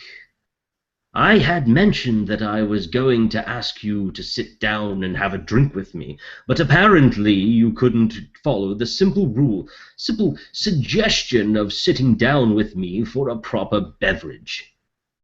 If it wasn't about payment, I wouldn't worry about it. I would have paid for you. It's hardly a thing. But if you're not going to do that, then that's fine. We'll have our conversation here instead. But where are my manners? I assume you already know who I am. Right? Does he have red hair? By any chance? No. No? Okay. Kojima doesn't know who he is then. Come on, Devin, that's too easy. Nice. Spec is basically ignoring him for the most part. It's still kind of like you can see he's kind of testing Mercer's range of movement in his arm, and just kind of making, poking. Are we still restrained right now? Do we have binders on? No, you have absolutely no binders on in any way, shape, or form. I'm not responding in any way. I'm not even paying attention to what Spec is doing to my body. I'm basically staring right at his forehead and probably even looking beyond, not even answering. I'm hearing everything he's saying, but not answering anything to what he has to say. Because we do know who this guy is, but he hasn't really said it, and we can't assume. Yeah. So while he was talking and making his speech, Kojamal was just kind of, his eyes had that 1,000-yard stare, and he's just looking out the window at the water, and just looks like he's not even paying attention to anything. But when he says like, "You know who I am, don't you?" And then at that kind of like he just kind of looks back at him, looks at Mercer, and yeah, we'll see what happens after that. But he's not saying anything at this point. Fair enough. Well, so you're all going to be quiet then. Oh, that's fine. I wouldn't expect a Mandalorian, a Weequay, and a Leppy to give me much in the realm of intelligent conversation, but apparently I have some questions for you, and you're going to answer them. Now, you're probably thinking to yourself, I'm not binded. I'm not under any sort of duress. I don't have a rifle pointed at me or anything to that time. However, please understand this. I would imagine that your types are very, very rules-centered, and you don't wish to have any sort of innocent blood on your hands. Is that correct? Will you even answer me that? At the sound of that, Speck would turn around and he would maybe take a couple of steps away from Mercer and not getting into the guy's face, but definitely moving closer to him and bending down because, again, he's a little bit taller. And he'd look into his eyes and he'd be like, stress-related. Not good, not good. And then he'd kind of step back again and say, I do not see innocent blood on your hands. Perhaps we could keep it that way. What is it you need? Now there's a man who understands. Good. Good. I need the answer to 2 questions. That is all. Once I have the answer to these 2 questions, then you can go. Free. Don't even care that you're going to destroy something, blow up that interdictor cruiser. Don't even care that you're going to rescue a flying marzipan something. I don't care. There's a trapped agent in here. I get it. You're going to rescue him, and it's fine. Oh, what? You're surprised? What, we did not realize and did not know that you were going to come here to do this? Well, we were kind of hoping. Who do you think sent you here in the first place? Now, I understand that you're in a lot of confusion, especially the Mandalorian. I mean, not to lie, you're built for one thing and one thing only, and you do it quite well, just thinking is not one of those things. You see, I'm not really here. Now you're probably wondering, well, I seem to be flesh and blood, and you'd be absolutely correct.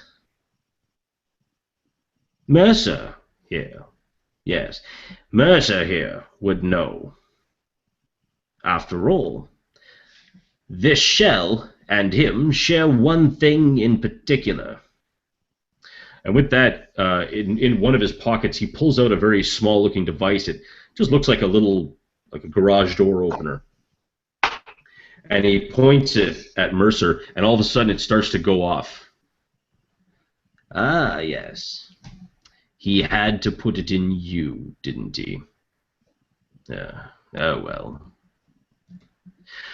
Well, I guess I knew we should have taken that thing out of you when we had the chance. Kojima will say to Mercer. Well, it doesn't really matter, does it?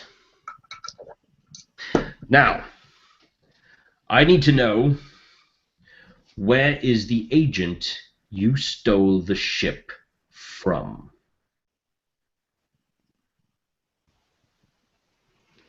What agent? We just took the closest ship at hand and got off of Hoth. Oh, really? That's what I'm supposed to believe. Oh, that is what happened. Hmm. Things were falling apart. Base was lost.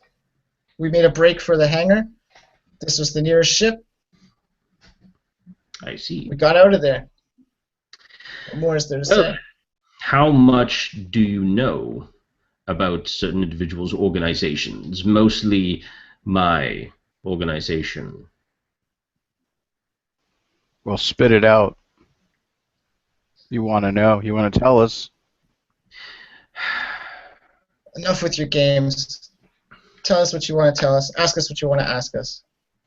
Fine. Fine. What do you know of Unit 88? As of right now, I don't know about this agent. Your gizmo saying that I'm your agent, and that's not going to happen. Your Unit 88 will go down. Does that answer your questions?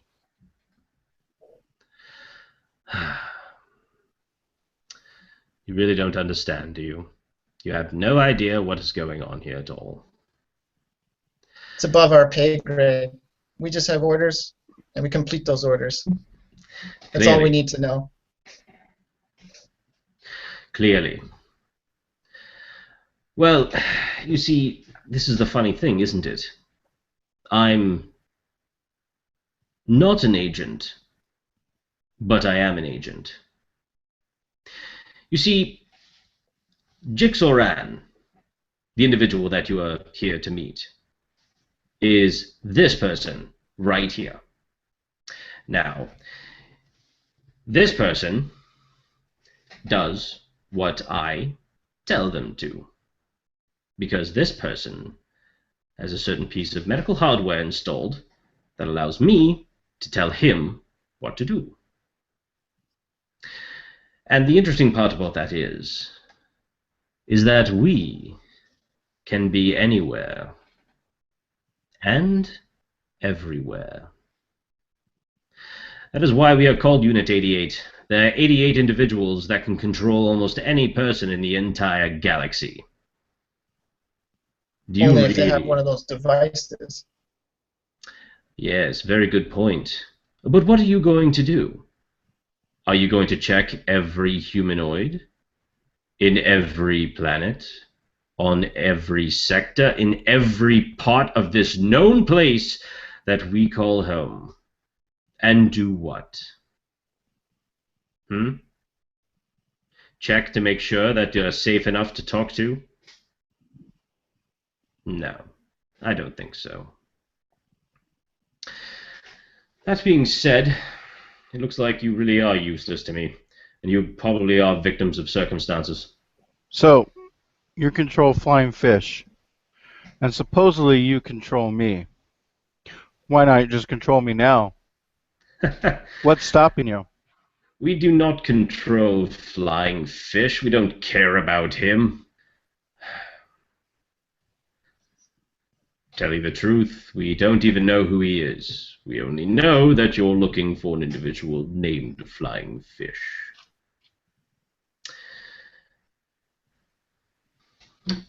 Now... Oh, I guess I would have said Jigsaw Ran. Never mind. Now, it does appear that you're all useless. Entirely useless. Moth! And the door opens up. The Moth and the soldiers come out. Take them to the holding cell. I imagine that Commander Olamar is going to be here rather soon to take them back to the Emperor's lapdog. I want to get out of this body. It's disgusting to me. Take them away. And as you get up and are ready to go, you all of a sudden, like turning a light switch off, you just see the body of Jix Oran just kind of like kind of shut off, and then his whole body just collapses. Spec would run over there immediately. Checking The vital signs. two of the guards just grab you and just drag you away. There's a person in distress. Gentlemen, some civility, please.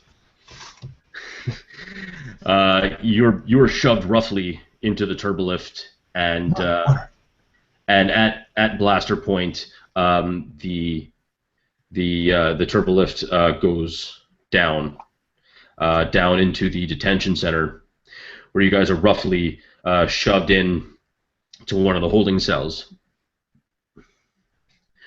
And at that point, as soon as the door shuts,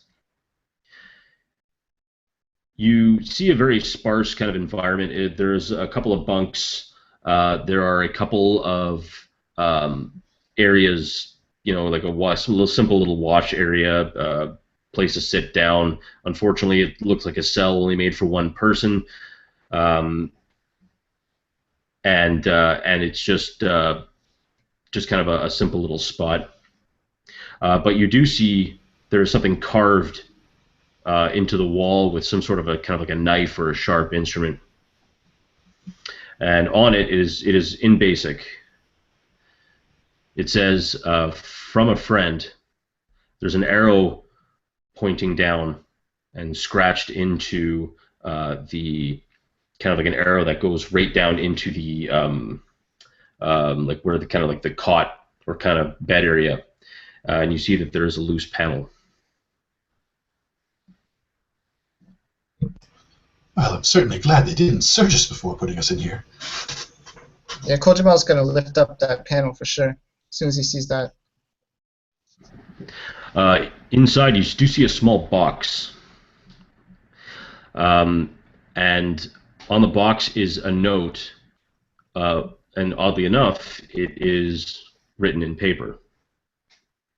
And it has been adhered to the top of that box. Kojima is completely illiterate, so he's just going to pass that note to either Mercer or Spec. Probably Spec, because he just spoke, so he'll pass it to Spec. What does it say? And then he'll open the box. It's not open yet. So it says, "I am sorry that you have been put in this situation, but there is much that we must do." And it is simply signed 52.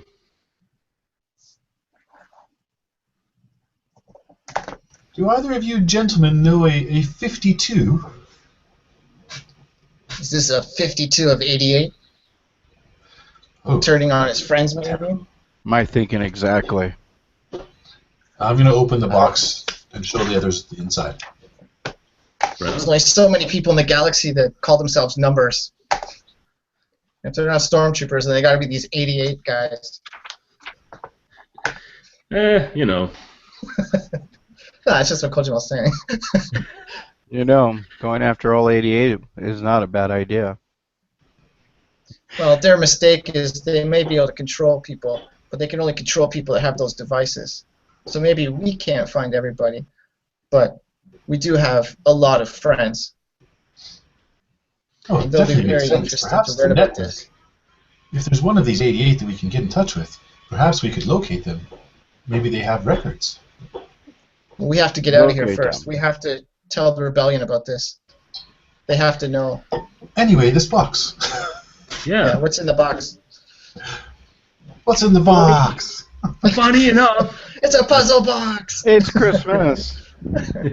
that's exactly where we're putting the first tide change. Nice. Oh. So going from my left all the way down, Varric, what's in the box? Oh, man.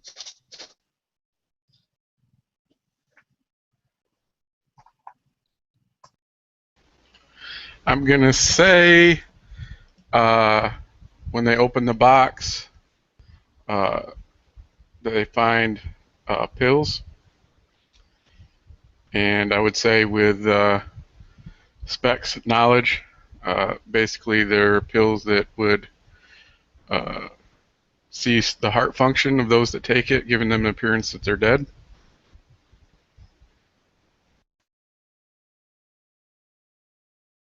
Right on.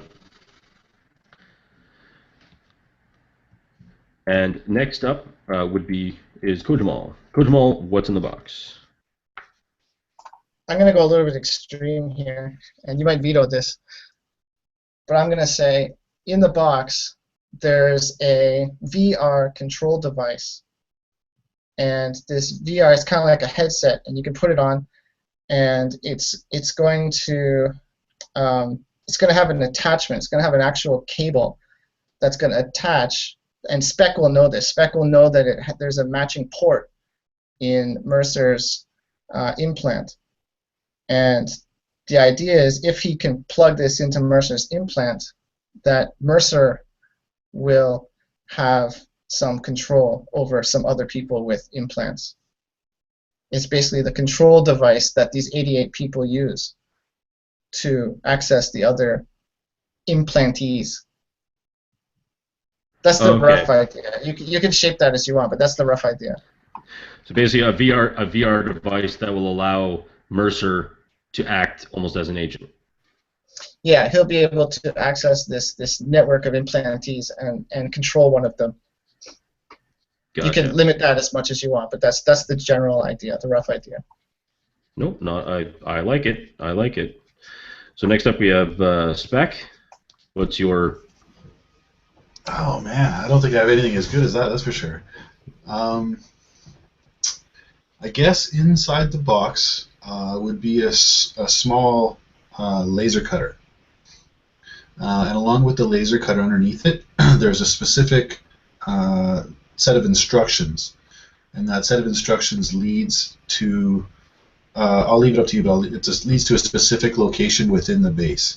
It's an exact layout plan of where it's going to be a clean route to wherever this destination is. Gotcha. Right on. And Celine. I'm going to say that in the box there is a data pad which contains a map where the ship that we've come to find is marked on. Nice.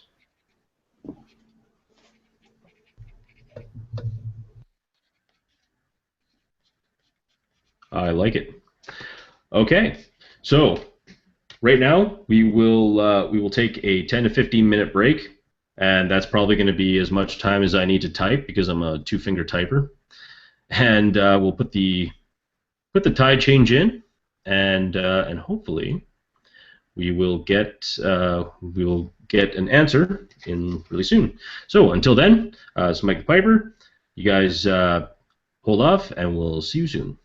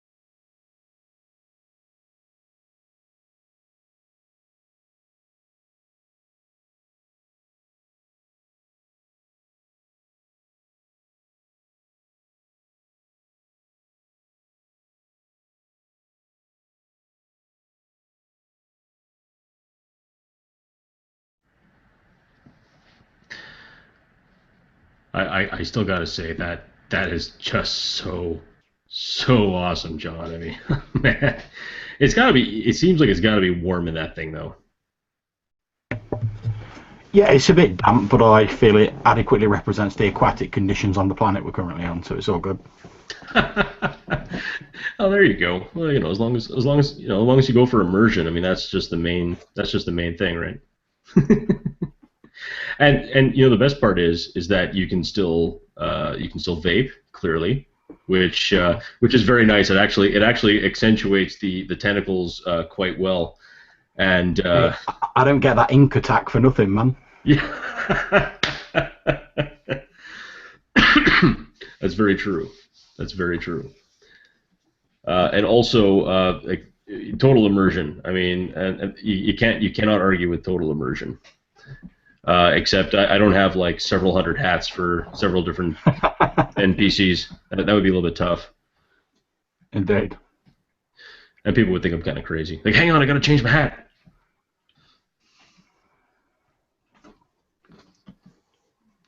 So I think we're at the probably last couple minutes, but it looks like Spec may have got this bad boy by a landslide almost.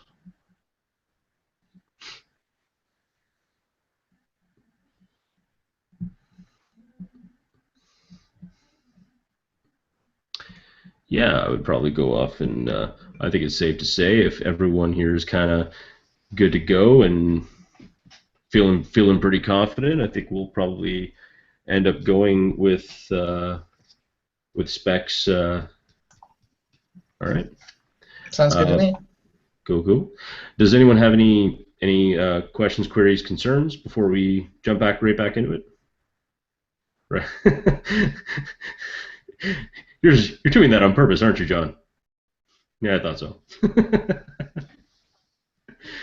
Okay. So as the lid is lifted off of the box, and inside you see the small portable laser cutting tool. You also see what looks like something that's kind of no bigger than a smartphone, and it's a very thin, almost like a thin piece of plastic. But as soon as you touch it into your hand, basically like a diagram or a schematic of your current layout position, almost like a GPS. You see a red line going out from your cell and immediately shooting to the left of your current position, and then right to the turbolift. So right now, we're gonna pause where you three are, and we're gonna go back now down to Celine, who is swimming up. You're pretty much at the spot where you and Varric were about to meet. Okay, now I've been sort of trying to keep a mental track in my head of roughly the time, since obviously I know when I set the detonator for. Roughly how much time do I estimate I've got before? So you have approximately 5 to 6 minutes. You're pretty sure you've got about 5 to 6 minutes before that thing eventually, before it goes off.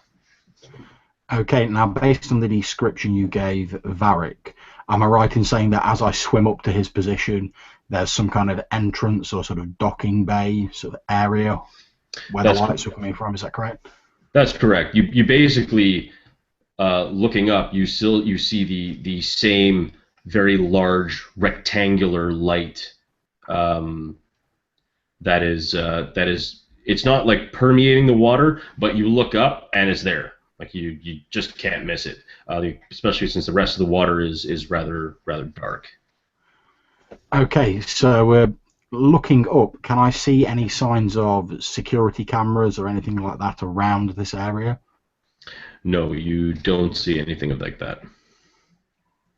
Okay, no problem. So as I sort of swim up besides where I'm assuming Varric still is, I'll tap him on the shoulder, point down towards the support strut, so hold the thumb up and then gesture at the door to the docking bay. Okay. Now, there's no door to a docking bay within within the Z axis of your site. Everything is up onto this, like, past the surface of the water. You just see this really large rectangular thing. Okay, in which case what I'll do is I'll try and sort of break the surface ever so slightly, so just sort of the top of my head's poking out, and get a better look at the thing above the waterline. Certainly. So as you break the surface and you look up, you see that is the open docking port of a cruiser-sized vessel. It's basically like where you'd have several starfighters would kind of be up in there, and other like shuttles, things like that. Currently, the doors are open, and you do hear the sounds of like a few power tools here and there, as people you see, you don't see anyone working, but you do hear like scattered echoes of power tools working in that inside. Okay, I'll sort of hunker back down under the water, tap Varric again, go like that, and I'll start getting my own gun ready, with the aim being to sort of head up out of the water and, as surreptitiously as we possibly can, make our way into the docking bay. But just in case we are spotted, we'll have the guns out ready, or okay. force spike in Varric's case. Sounds good. So as you begin to kind of like you crest the water, you see that the docking bay, like searching around, and the both of you have searched around. You do find one spot where the cruiser is sitting a little bit lower in the water. It's not perfectly level. It's just a slight bit of a list, but you manage by reaching up, and if you're able to make an athletics check, you can probably grab it and pull yourselves up. Now, with that, I would accept from either one of you either an athletics or a coordination. So whichever one works for you guys, to be able to get yourselves in.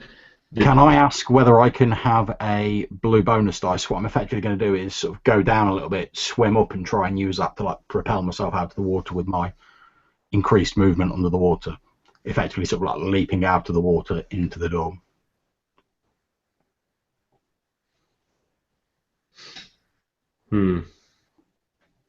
Yeah, I couldn't see why that wouldn't be feasible. So if you want to take so the difficulty this would be a 3, and and to you guys, I'm basically saying either use your athletics or use your coordination, whichever one you want to use. Okay. 2 successes. Very nice, very nice. So you plunge down deep, and looking at kind of where your mark is, you swim like fast as possible, almost like a sprinter would be running, and you just shoot out, and you manage to grab a hold of yourself, and using that momentum of how fast you're like a torpedo, shoot straight out of the water, and you leap on, and you're right on top. I'll have a glance down back at the water to see what state Varric's in case he needs any help. But I'll be sort of hunkered down looking around. Right on. Okay, Varric, would you get that 3 advantage? No, I haven't rolled yet. I just wanted to verify on the dice there. Okay.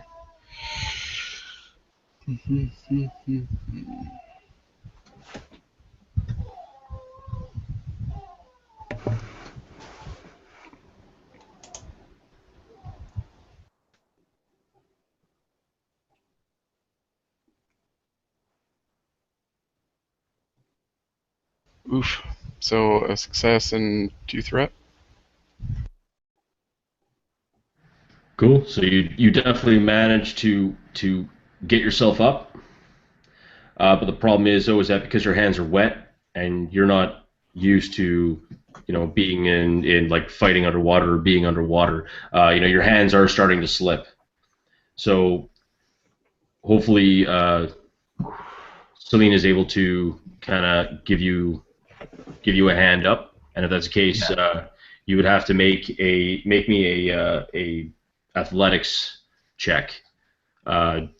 Difficulty is not only going to be 3, but I'm also going to add 1 dark side die because you guys are carrying a crap ton of kit with you. So it'll be 1 purple, 1 red. Am I correct? That is correct, sir. Okay. Let's give it a whirl. 1 success, 2 advantages. Look at that. So I'm just sort of holding my blaster pistol in one hand, sort of looking around. I reach my hand down and grab him, and just enough to help him up, because obviously he's far stronger than me anyway, but just enough to steady him a bit so he can pull himself up. Perfect. And you guys are both able to go in, and once you go in, you see a huge, like, this is a big hangar. It's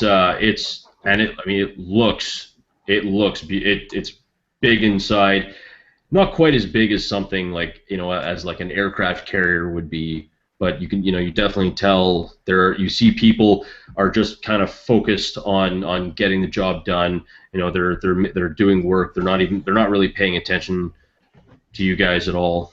So you guys are just working, like, people are working away, and one thing you notice, tell you what, not sure what this would be. Celine, give me a perception. No. Give me an education, and give me an education with a difficulty of 2. 3 successes and 2 threats. Very nice. As you look up and you look around, you're just in awe. You do have many ships. Sorry. Oh, you're just, oh, jeez. That's the one thing that you notice almost right off the bat. You have seen, and you've seen TIE fighters before. You understand what they look like. You also understand, especially being a pilot and being around ships, what docking ports, or at least what hangar docks, would look like for TIE fighters. But as you look at the docks that you see for these, like for starfighters, you definitely tell that they're docking clamps for starfighters. You've never seen docking clamps like this. Like, this makes no sense. Like, you can tell that if someone tried to put a TIE fighter, or even one of the more rare and dangerous TIE interceptors, that it would not only not fit, but it would probably like drive a docking clamp straight through it. So it doesn't make sense, and it's definitely standing out in your mind. But you're really confused as to why that is. I'll sort of turn to Varric, and in a low voice I'll say, well, this doesn't make any sense. That's just not the standard configuration you'd have for a fighter. Look at that over there. No, that's entirely all wrong. And that bit doesn't make any sense whatsoever. What could they be building here? I mean, we know the experimental craft is supposed to be far larger than a fighter, but maybe they're working on other things as well. It would seem so. Perhaps we can find somebody to provide some information for us. Well, I don't want to rush to judgment, but I'm guessing that will be more your speciality than mine.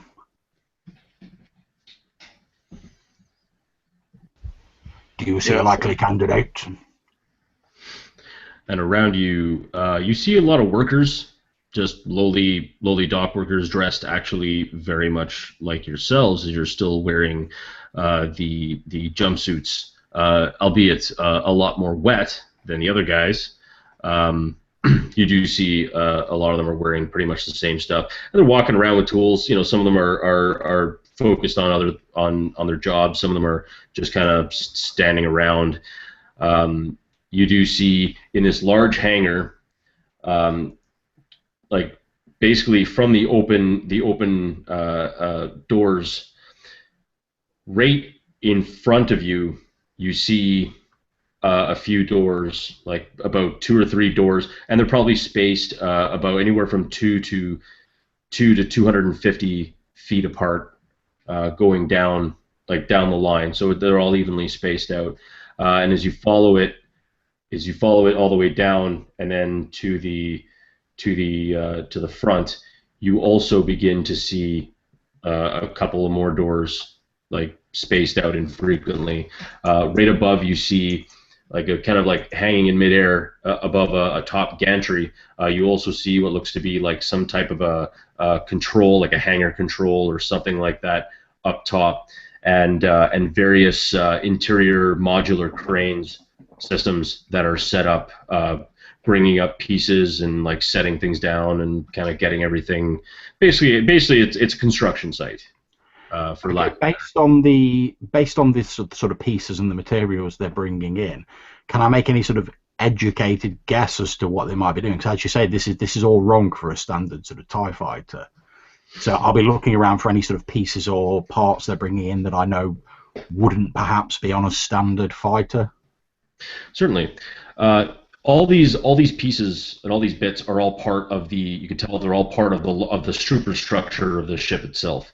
They're building this larger cruiser, and it looks like the tie racks are completed. Okay, if they're building a larger cruiser, I'll be obviously looking for the spot where they're sort of starting to assemble it, for want of a better word, and I'll be looking for any indications that this is the sort of special ship that we've originally come to deal with. So I'm aware that Varric's only got the one thermal detonator left on him. Certainly. So as far as this cruiser that you're inside is virtually, it's not 100% complete, but it looks like it's virtually complete. Everything is topped over. This is just the hangar bay itself, and there are just like whatever doors lead to whatever parts of the actual vessel itself. There are not a whole lot of signs around. Like, you don't see very many signs. You do see some writing on a few of the doors going down, and it looks like it's just like hastily scrawled, with paint, just with stenciled paint, and then just again, it's on every so many doors. I'll look over at Varric and I'll say, Varric, perhaps if we grab one of these workers, we can make them tell us where this experimental drive gravity generated thingy is. I'm going to look and see if I can find someone that seems to be in charge or giving orders to the workers, or does it just seem to be people that are already assigned and just doing their jobs? For the most part, it's mostly people assigned and doing their jobs. You do see one guy. He's actually starting to kind of walk into your direction. He's just he has what looks to be some type of almost like a rivet gun, but not exactly, like some type of a drive, like some type of drive drill or something. And he's just walking. He doesn't seem to be in much of a hurry. Actually, doesn't seem to be really much of a hurry of anything. He's just kind of walking in the one direction towards you, and he's almost going to be walking. Seems like he's just going to be slightly walking past you, and then heading off towards one of the doors. Is there a place that I can position myself to the side, perhaps with some cover or some shadows that I can be in for when he walks by? There are various part crates and other longer tubing for it, which seems to be for like some sort of like electronics, like moving electronics through the ship. There's lots of stacked bits, but you could easily get to something and kind of hide while he kind of does his thing. So I drop the bags I'm carrying and say, stay here, and then I'll quickly move over into that area. Okay. So he starts walking, and he's basically just pretty much like by wherever it is you're hiding, and he's ready to go by the door, and you could probably snag him probably right now. Yeah, as soon as he starts walking by, I'm going to snag him. I'm going to basically try to wrap his arms up with one arm as I put my hand over his mouth with the other. Okay, so make me basically a melee check. It would be a difficulty of 2 because he's not exactly a trained soldier. It's just a schmuck.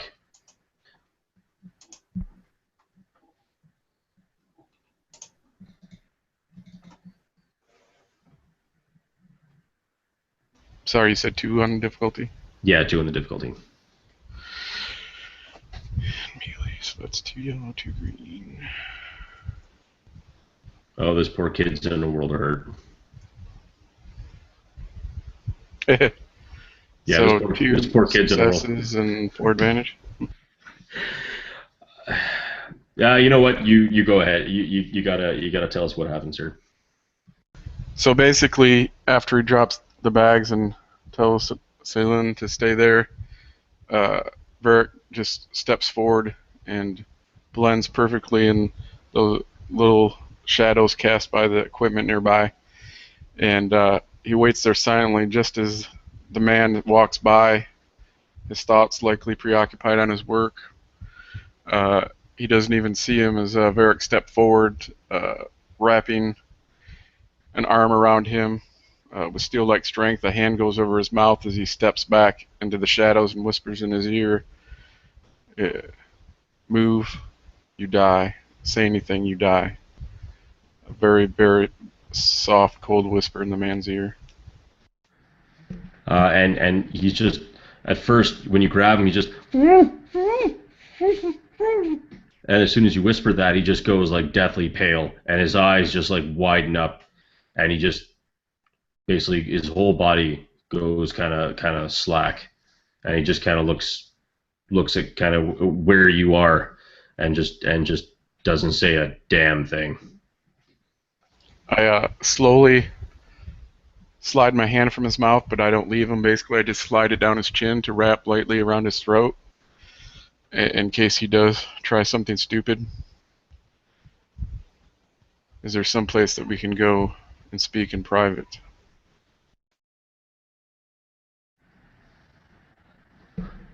Well, you told me not to talk.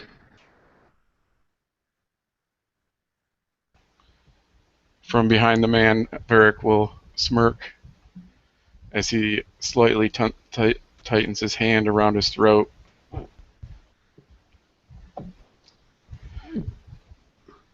But I wish to speak with you.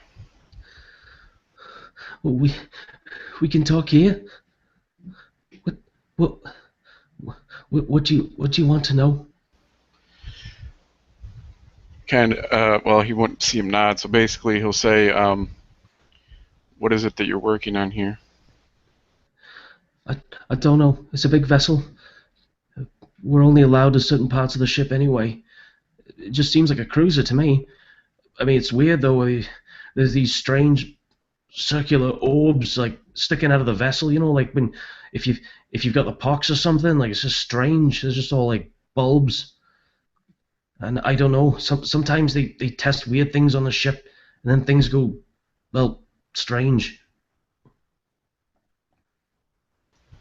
Varric's eyes will flick over to Celine.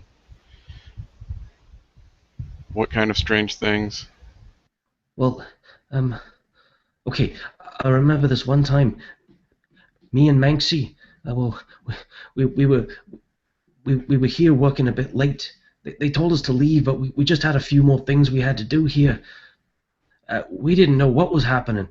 All of a sudden, we're working, and wouldn't you know it, a spanner floats right past us. And then I says to him, I says, Manxie, we got to get out of here. And he says, no, just one more thing. All of a sudden, we go shooting up towards the ceiling. Damn near kills us.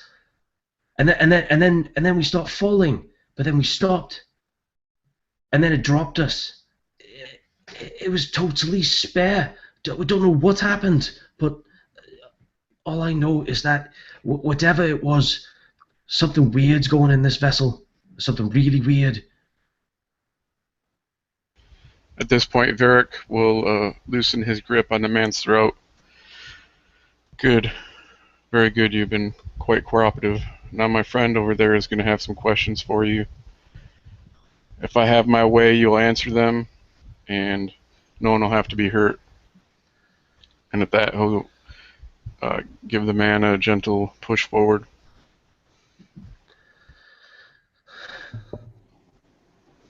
Well, what do you want to know? Tell us where the gravity generator is. Gravity generator? He kind of scratches the back of his head. Well, we're in the hangar bay. Well, that door right there. There's a turbo lift. It'll probably take you up 3 or 4 floors up. I don't know much about no gravity generator, but they were talking something about wells, like a well control. That sounds like it, Varric. All right. What do you think? What do you think, Varric? Do you think we go for the ship or we take this turbo lift that he's talked about?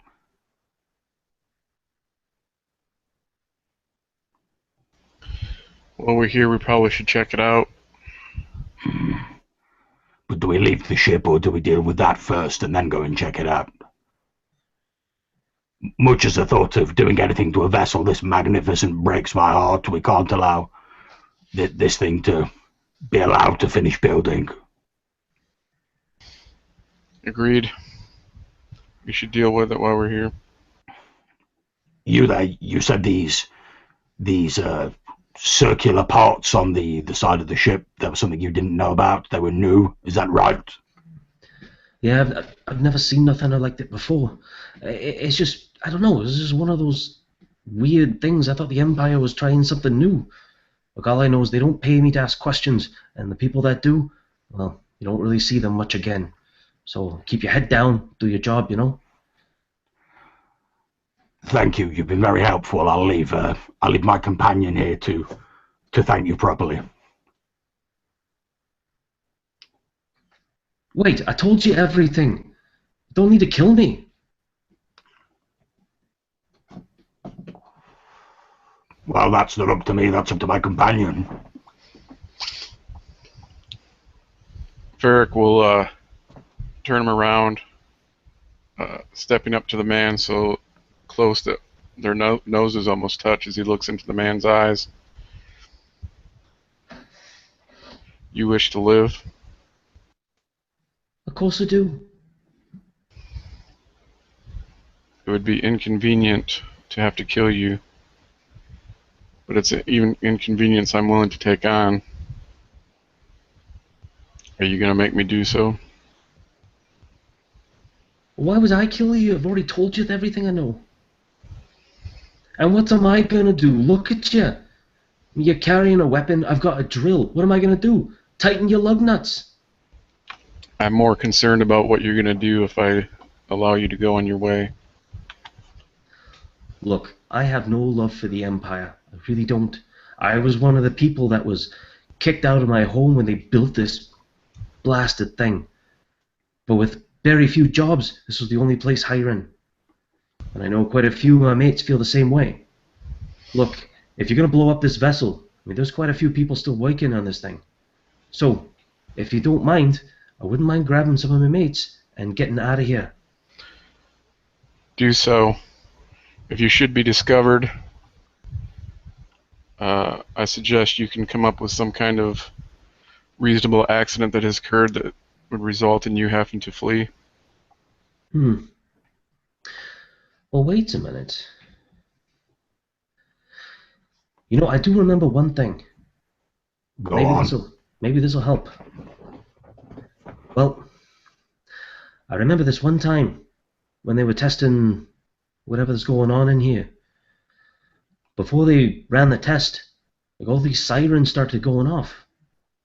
Maybe if you get these sirens to go off, everyone will evacuate off the vessel. They'll just think it's some secret experiment that none of us are allowed to know about.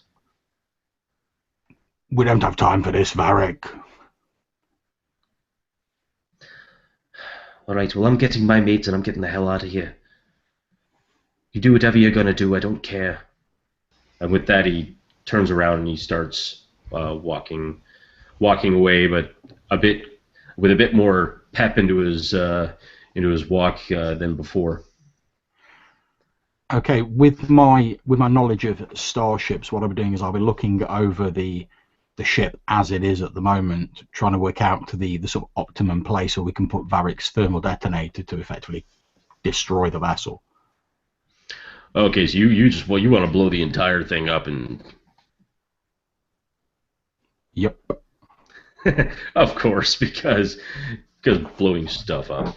I'm not letting a gravity well generator fall into the Empire's hands. Yeah, that's a good point.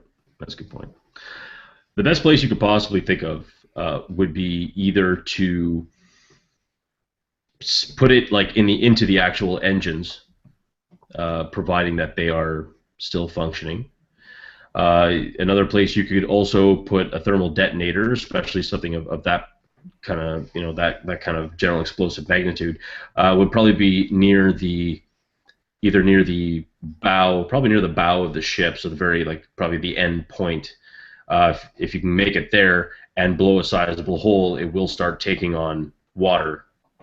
With the opening that's already above the water, you could definitely see it starting to take on quite a bit of water, like sinking the bow, and then eventually just the whole ship just going under. Okay, that's probably the option I'll go for, and I'll sort of point in that direction to Varric, and I say, I believe we need to get across there, Varric. If we can get your detonator in there, we should be able to take the whole thing under. Okay. Start sort of heading towards that. So as you were about to start moving, all of a sudden you feel this incredibly deep rumble on board the cruiser, and this like one big loud like muted explosion.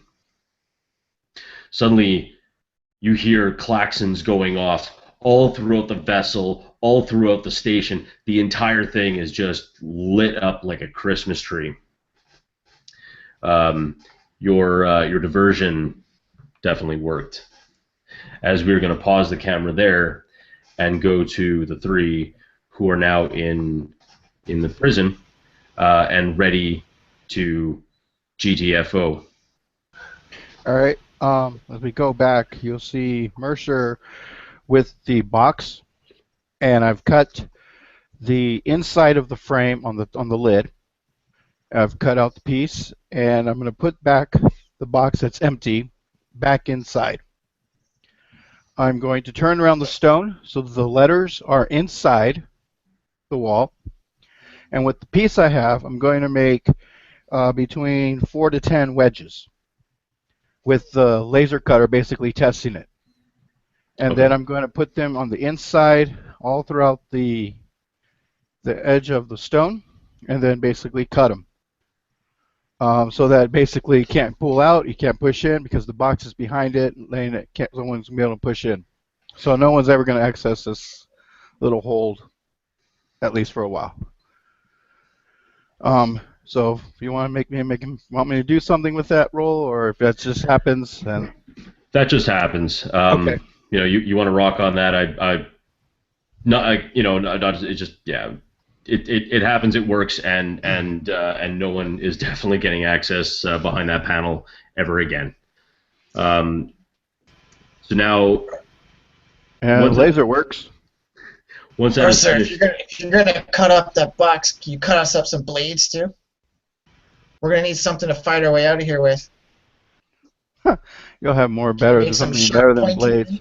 Okay, now the jail cell. How is it? Is it the regular jail bar cell, or is it a door? it's basically it's a door, and as far as the walls are concerned, there's no actual like bars. It's just a solid wall with a door, and that's pretty much it. Okay. What about like the bed? Is it on like some kind of support system? What's So the other side of the wall where the bed would be on, it's basically a solid wall and then a recess with the bed in, and that's pretty much it. okay?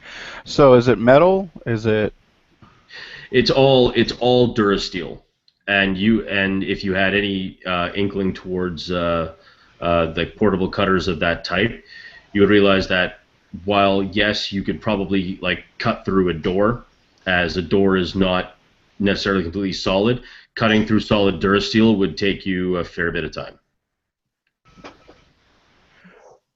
Well, if it's weapons we need, gentlemen, and I reach into my pocket and say, I do have this, and I pull out one scalpel.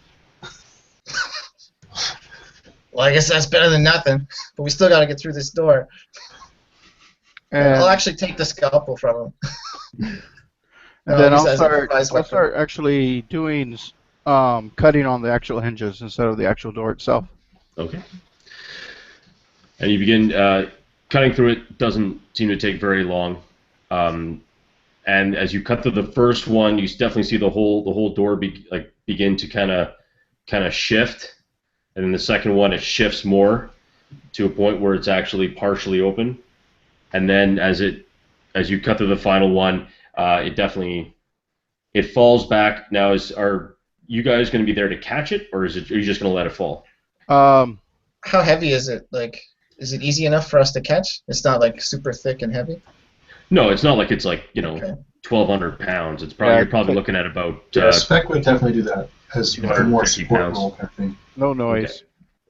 Yeah, we'll catch it. Any one of us will catch it. I'll get it. Lower it down quietly. In fact, I'll let Kojima do one of the final cuts because he saw me how I did it, and then I can help. I can actually do more of the holding. I like it. Okay. So as you crack that open, as soon as you open the door, and you could actually feel like a bit more of a breeze coming in, especially from like the stuffiness of the jail cell. That's when all of a sudden I need all of you to make coordination checks with a difficulty of 3. The infamous coordination check. Advantage. Really? Leppy's have advantage on that? No, you just I You rolled got an advantage. advantage. Oh, okay. 2 successes. 4 success. And Damn, son. Still nice. Okay. So even though it feels like the entire cell just pitches to one side, you guys manage to keep onto your feet. However, unfortunately, as Mercer was holding onto the door and just setting it, the door just tilts right over and just completely like falls over. Not injuring anyone, but it makes definitely a fair bit of noise. Oh, So I hope when no one everything was hurt in rocks- this explosion. Yeah, what the hell was that? And then as everything rocks, Kojima just grabs the door frame to steady himself, and that's how he avoided stumbling down. He'll just pull his body, and he's going to quickly look out through the doorway, left and right. What can he see through the doorway?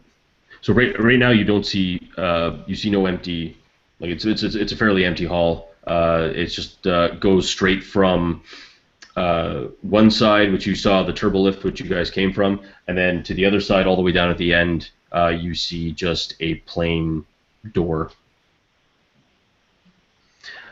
And as you recall, as you were going down, you guys were on detention level 2, which is the upper detention level. You went down 5 floors from the Moth's office. Poking the item that we got with the map on it, I would look at that and try to determine which way it tells us we should be going. Gentlemen, we have this map. It tells us to go. Are there locations marked on the map? Is there an armory? It appears to be here and there. The armory was on 3. We're gonna Not on need this weapons. particular map. Looks like our friends have been busy. Well, we've been hanging out with this Jixoran fella. The armory is on 3. Well, do you think we can make it there on our way out? Mike, just a quick question. Does it show us with the red line on the map, does it show us going towards the turbo lift, or does it show us to go towards the plane door? It shows you to go towards the turbo lift. Well, the map shows us going in the same direction as the armory. We could stop there if that's what you need. Well, let's trust it. Let's And I'll move. start heading towards the turbo lift. If that was our friends, they're gonna need us soon. Speaking of friends, I wonder who this 52 person is. Well, if he's, Well, he got us out, so he's an ally for now. he might show himself. Hi, kitty. So as you guys are making your way, shoot left, and you begin making way, you hear this pounding on one of the doors nearest to the turbo lift going down, and it seems to be coming from one of the cells.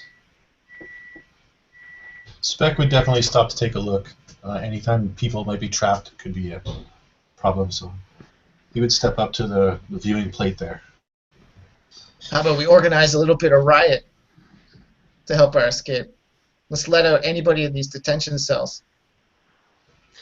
And you would see that there is, for the door, there are electronic locks. So anyone who has computers can definitely Yeah, make. I'll do that. I'm staying at the Spec. door. Looks like these doors might be able to be opened. I'll have a look if I can. Difficulty? Difficulty is 3. We might have some more friends in here.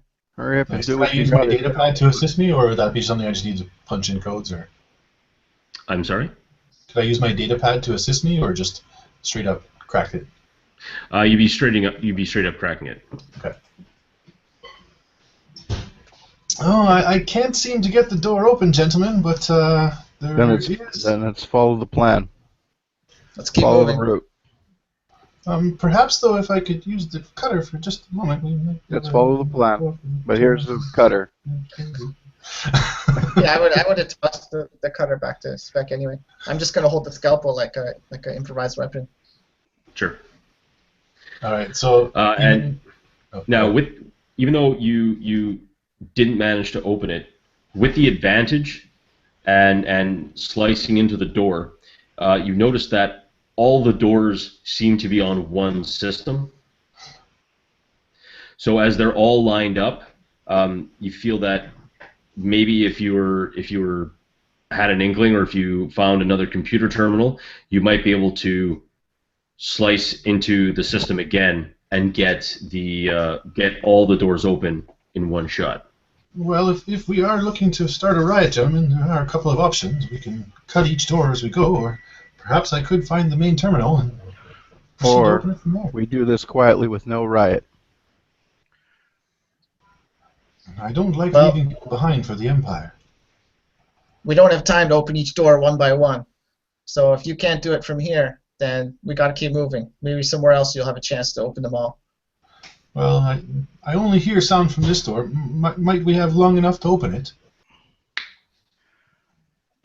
And Kojima will look at Mercer with his I don't like leathery leaving gray people skinned behind. eyebrow raised.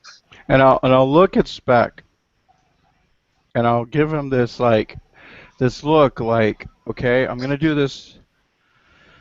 I'm gonna let you do what you do now, and I'm gonna say, if you gotta trust your gut, then we'll do it. But if it's not, and it's a waste of time, I hope you learn from this, and next time we just follow the plan that's laid before us. Plans are meant to be changed as circumstance allows. If you're gonna do it, then do it. Stop talking and start cutting. We're gonna Clock's learn ticking. to be a soldier. And he goes, aye, aye, sir, and starts cutting me. I only hear sound still from this door, so maybe the others are empty, and that would be wasting our time as he's cutting the laser line down. Let's hope that there is only the one individual or group of people in here. Kojima will open the turbo lift, and he'll stand inside and hold the turbo lift with the door open at the ready. As you're cutting down, you hear the banging stop as they can tell that it's starting to cut through, and you cut through the locks, or you cut through the hinges. At least it manages to cut through the tiny wedge of the door and just kind of draw a line straight down. And as the person seems to like just jump right back as the door just falls and it opens up. You see a male, a human male, kind of a bit beat up. Definitely looks like he's been in a couple of scraps here and there. Are you in need of medical assistance, sir? What? No. Medical assistance. Do you require medical assistance? No. It's fine. It's fine. Who the hell are you guys? Well, as I'm learning, we may not have time for conversation, but if you would like to make your way with us now, it might be better for you. Well, fine. You guys have a ship or something, or how are you getting out of here? Or something. This way. And Spec would turn around and move towards the turbo lift. Okay. And as you guys pile into the turbo lift, you notice on that map that you were given with the laser cutter, it shows kind of a three-dimensional view of the turbo lift going down one floor, and doors opening and the red line continuing one floor below. Seems like we should go down just a single floor, gentlemen. When this guy comes into the turbo lift following Spec, Kojimal's gonna just look him up and down for a second, check out, see that he's beat up and everything, and he's gonna say, "You there? What's your name?"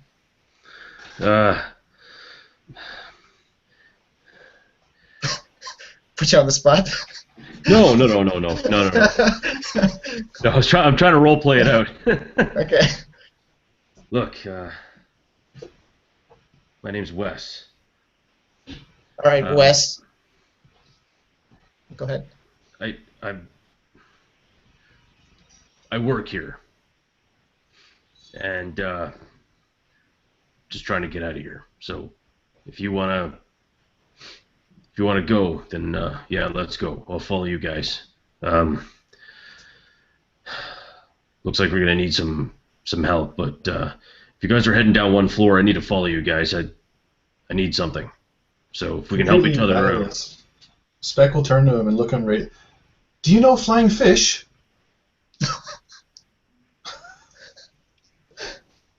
What? Kojima will just be like, Flying fish. He's this guy. We're looking for him. Do you know him? Are you him? You're looking for a flying fish. Yes. You do understand that we're on dry land, right? And you're he's a looking red-headed human. He may have been struck in the head by a flying fish at some point in his life. Oh, wait. You've heard of that guy? Somebody like that? We're Wait. looking for him. Wait, yeah. Yes! I know exactly who you're talking about. Yeah, he's Dr. Alari. I know this guy. He's part of R&D. He was working down probably at sub-level 22, but I mean, you can't get down there without a high security pass. Listen, are you guys aren't working for the Empire, are you? No, quite the opposite, in fact. Really? Huh. Are you? Would people working for the Empire have let you out of a cell?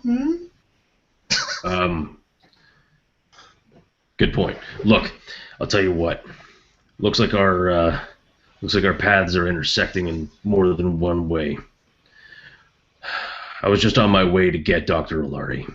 He's being held in detention level 1 near the detention garrison area. He has not like garrisons. And then I push Well, one. As soon as he says one, I'm pushing Yeah. one. Yeah. Then we're going to the same place. all right, let's go then.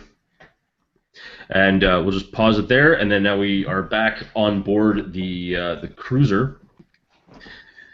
Both Varric and Celine have been looking at kind of ways to get in.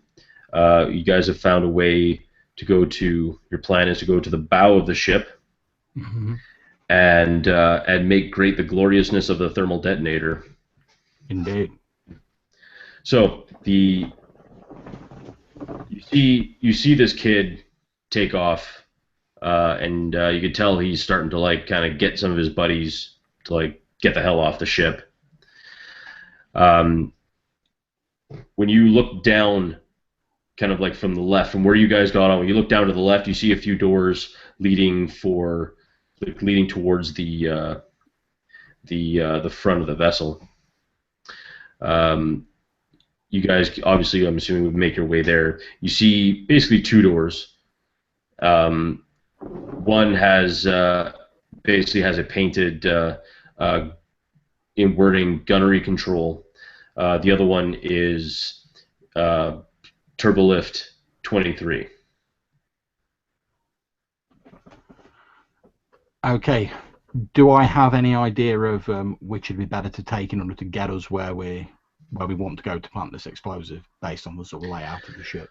You would assume that, and especially again being someone who's been around ships, that if there is a door that leads to gunnery control, chances are it would lead straight to the bow gunnery control, while the turbolift would probably take you up, obviously, to the higher levels of the ship, seeing as how you're at pretty much at the very bottom level of this vessel. Okay, I'll gesture Varric and I'll say, I think this is the one, Varric. Should take us straight to gunnery control. We can plant the detonator there. And I'll start heading in that direction. Okay. So Varric will grab the backpacks or rucksacks, whatever this stuff is in, and follow after him. As you open the door to gunnery control, you see. Sorry, it's really tough to take you seriously, damn it. What? Come. Jeez. Oh, Cthulhu. Anyway, as you head to, like, you open the door, you should see this extremely long hallway, and it's a very wide hallway. It's got to be at least 25 to 30 feet wide. But down this hallway in each area, you actually start seeing pintle mounts for turbolaser batteries that are going to be placed in, but they haven't been placed inside the actual area yet. You see there's a couple of workers kind of just like getting ready to, like pack it up. And they're starting to walk pretty quickly, especially because all the klaxons and the sirens going off, like they're starting to like go. Move pretty quick, and a couple of them like bump past you and kind of look at you funny and just keep on running. You have this kind of area. It's very quiet, except for the sirens going off. There doesn't seem to be anybody involved. Okay, so there's no actual weaponry installed on the ship yet. Is that correct? That we can see. That is correct. Right now, there is no weaponry, at least in this immediate area. Okay, continue down the hallway towards our destination, then I'll be keeping a lookout in case there's anyone concealed about here. Okay. And you pass a few doors here and there as you keep going like straight down this like very wide hallway. You're starting to see that the batteries are all clustered pretty much, and you come pretty much to a very dead end where there are again just more pintle mounts, more areas for turbolasers to be installed, and even a small command and control center that seems to be like to assist with firing and kind of like giving proper coordinates to the Imperial gunners that would be operating these things.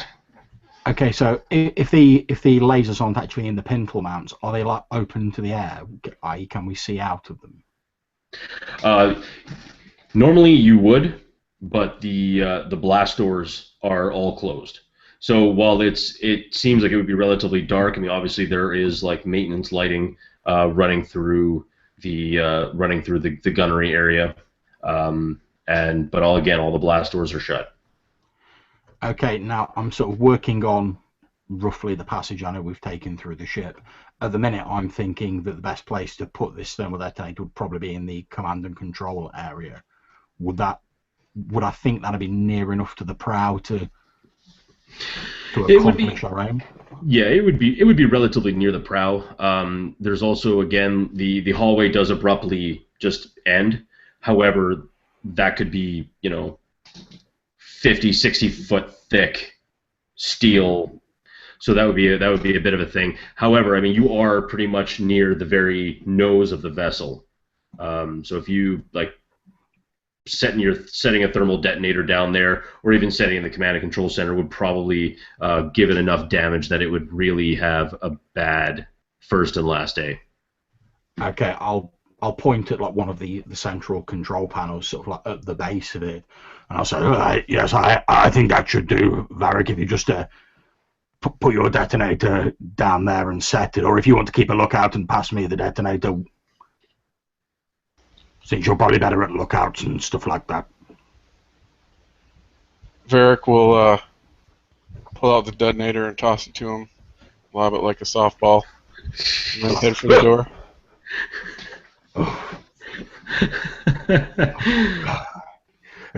As if this mission isn't dangerous enough without you giving me a heart attack while we're doing it. Yeah, I was gonna say I think I'm actually I think I might actually make you roll for that one.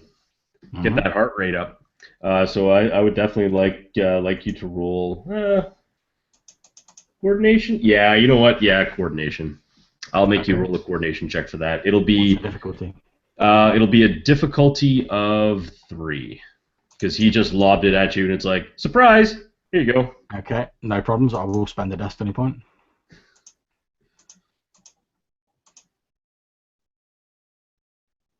So that's 4 successes and 3 threats.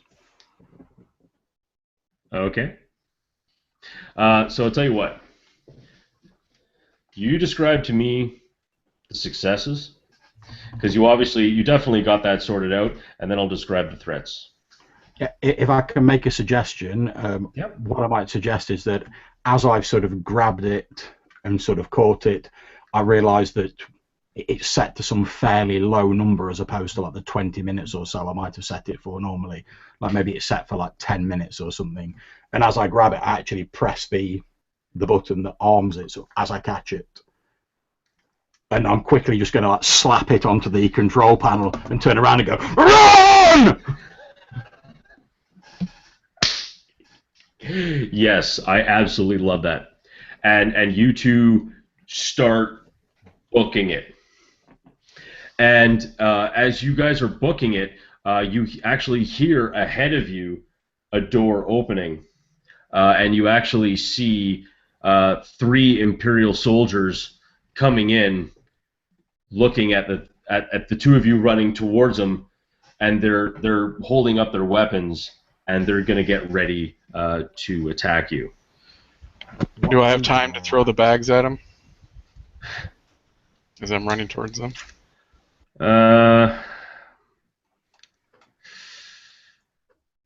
You know what? Yeah, I'll allow this. I will allow this. Okay, so what do I need to roll? So roll me. I guess it would just be like an attack. Athletics. Or either just like roll me an attack just to like, because you're throwing an improvised weapon essentially. You're throwing a bag of blasters and other kit at someone. It's basically just like a heavy object. So, I mean, So what skill would that be for? Probably agility. I would athletics or not. I would coordination? actually. I would probably say strength, because this is not a light object, and if you throw this at someone, you're really gonna mess up their shit. So just brawn? Yeah, I would say Or brawn or athletics, either one, because you're lobbing this thing, and it's gonna mess them up. Okay, I gotta make some. And you said 3 difficulty? A 3 difficulty, yeah. So that's 1, 3, 1. Okay. Oh,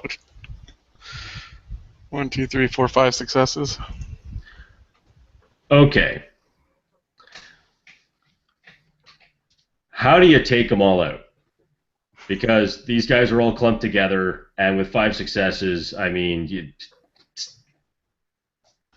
So basically, not fully understanding what's going on, but knowing well enough when you just toss someone some explosives and they yell for you to run, Varric does not hesitate as he begins running full speed down the hall.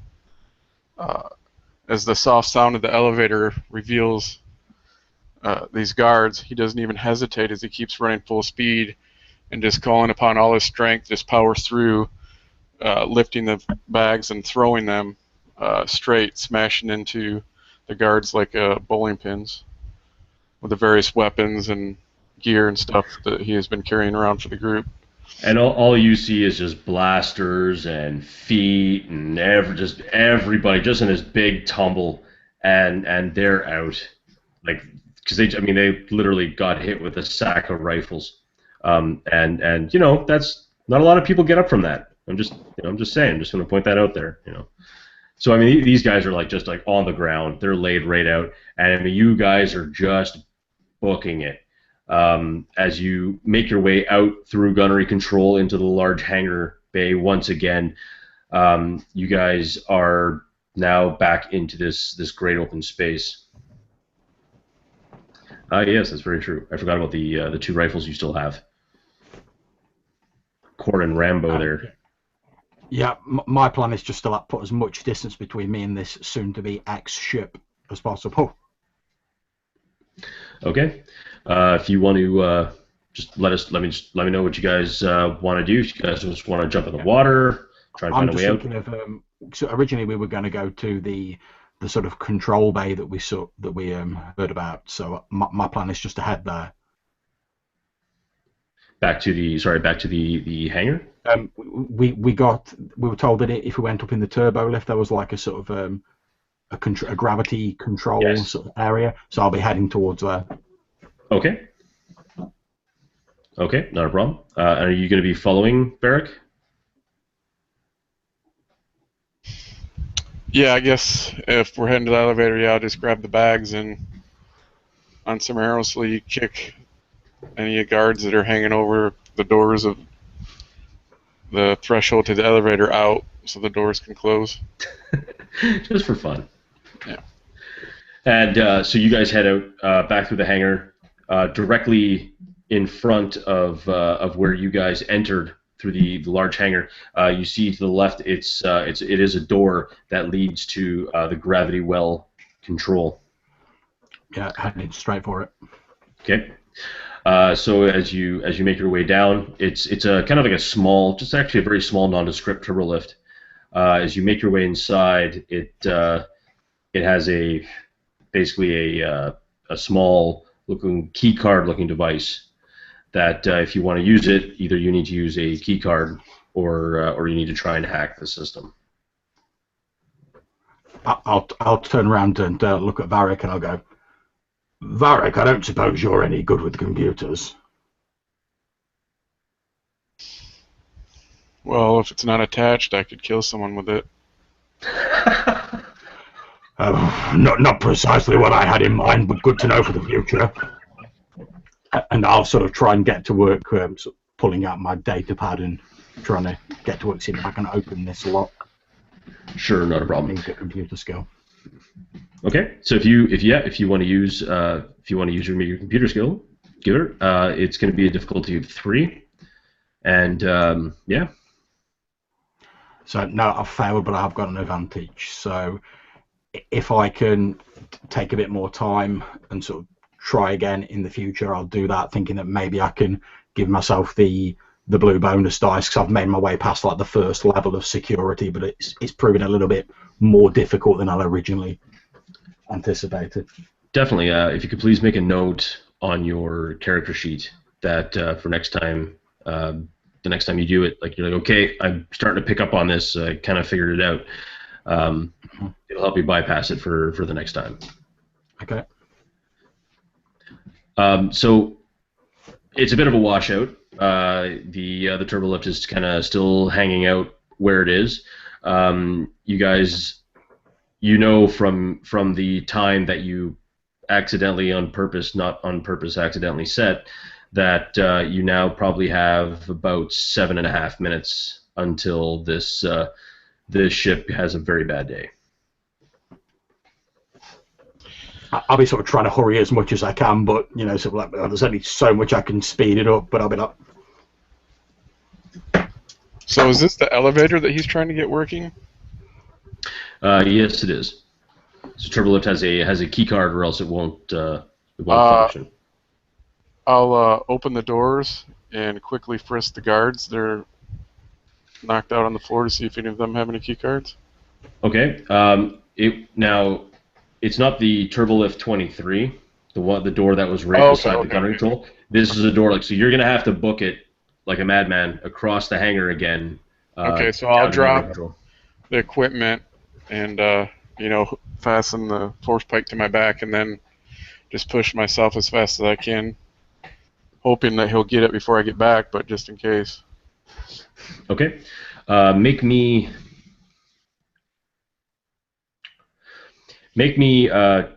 2 athletics checks.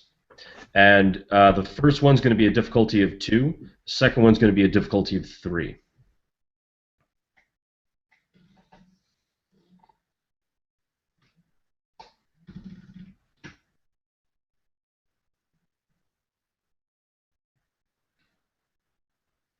Okay, cool. 6 successes. Yeah, and the next one? Oh, success and a triumph. Very nice. You make it there in record time. I mean, a Tauntaun would be proud. You gave her. And then on your way back, why don't you RP that triumph? You let me know if you found something or did something amazing or what exactly happened.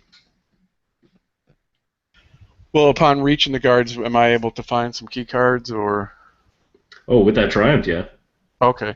So yeah, basically that's it.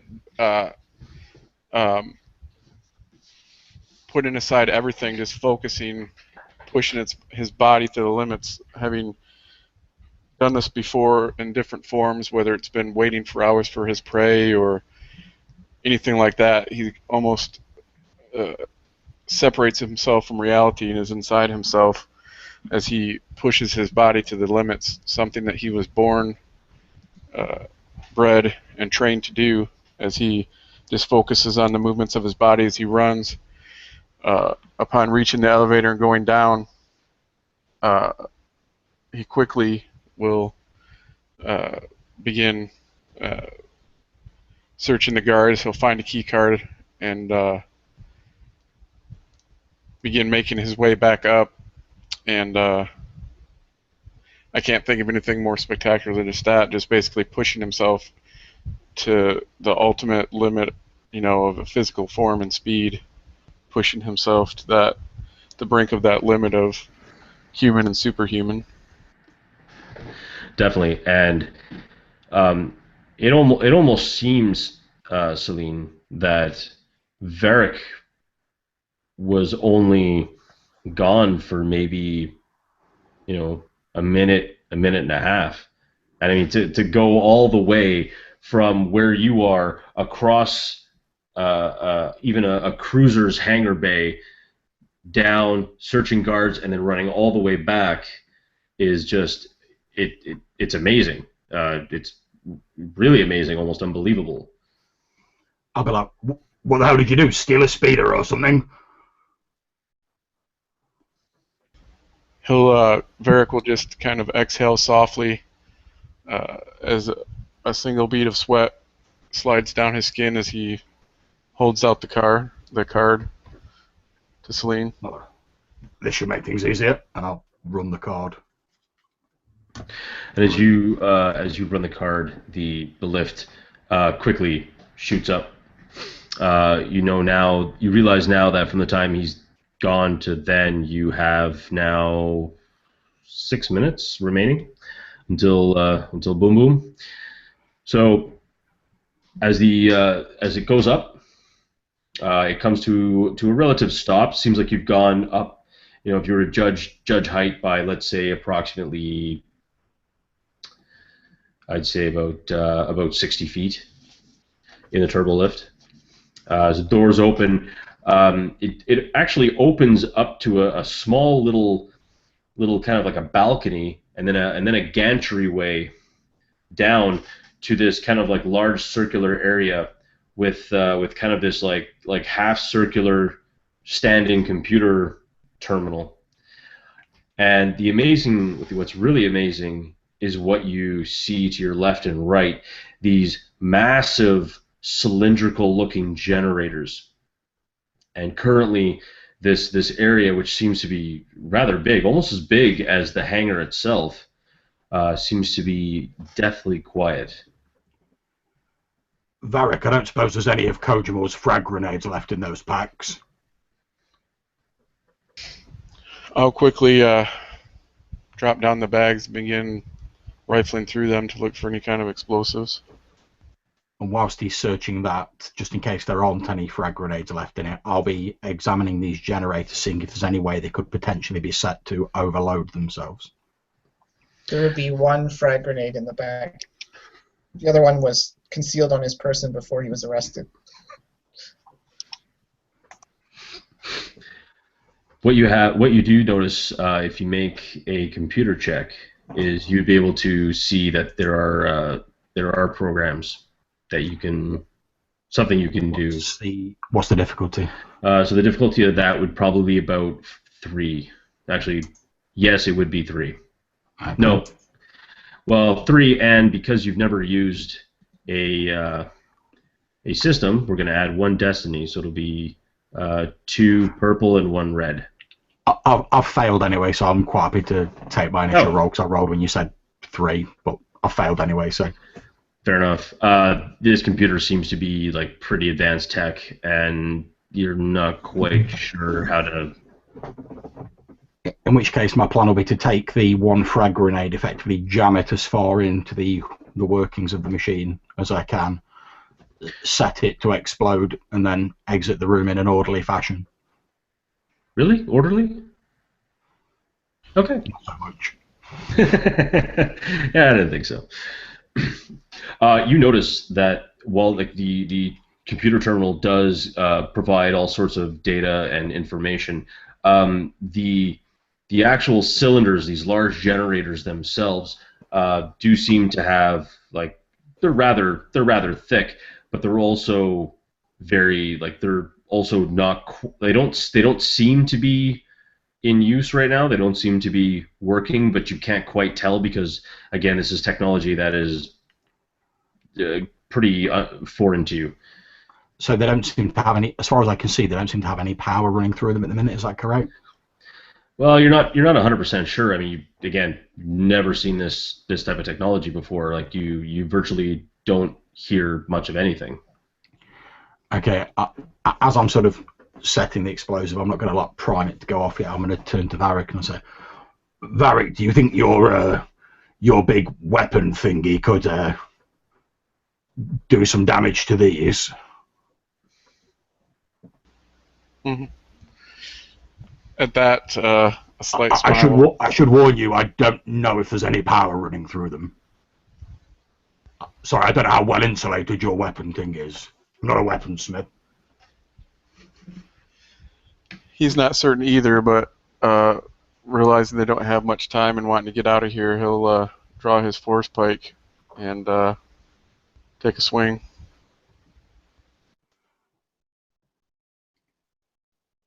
Okay, so unfortunately, even though the force pike has quite a reach, it is just beyond. Like you just swipe out, reaching as far as you possibly can, and you can just barely touch one of them. And even when you do,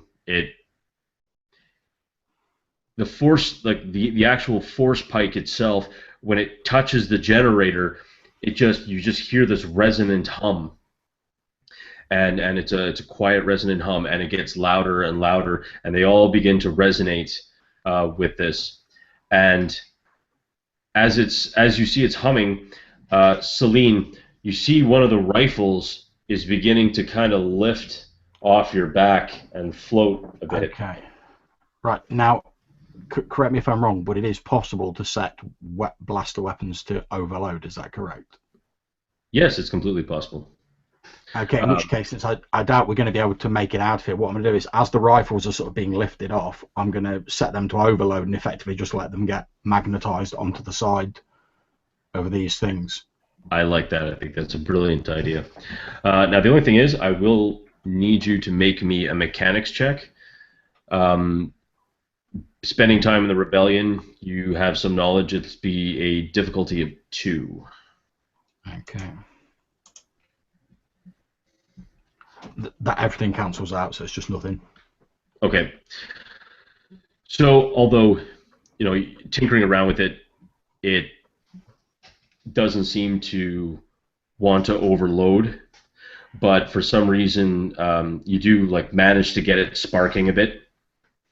Okay, in which case, I'm just going to think, well, hopefully when the frag grenade goes off and the big explosion goes off, it'll set off the power packs and the blaster rifles. I'll let them go so they get magnetized to the devices. I'll press the big red button on the frag grenade and put it as far into the control panel as I can.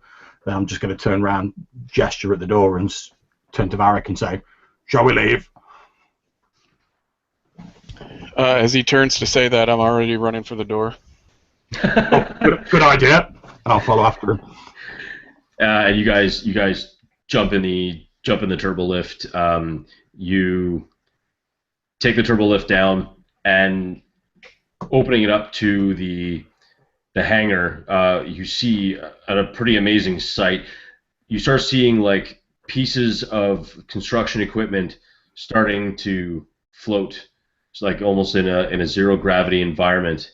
And then as you see one starting to bounce off the other and bounce off the other, you see them starting to move very quickly. It starts to, you see pieces of bolts and small metal girders zipping along, and they begin slamming into each other. You have a 60-foot run to the opening of the hangar door into the water. Okay. So what you're going to need to do, yep, is what I'm going to try to do is grab him and help pull him along if I can help him move faster as we make for that water, because I don't want to just leave him behind. All right. So I need both of you to make athletics checks. Celine, you'll add a boost die, and it'll be for both of you. It'll be a difficulty of 4. Holy moly! No, it's just one threat for me. Okay. 2 successes and an advantage. Perfect. So, tell you what, both of you guys, I want both of you to role play it out, and Varric, because you have 2 successes and an advantage, you can tell me how you pull Celine to safety.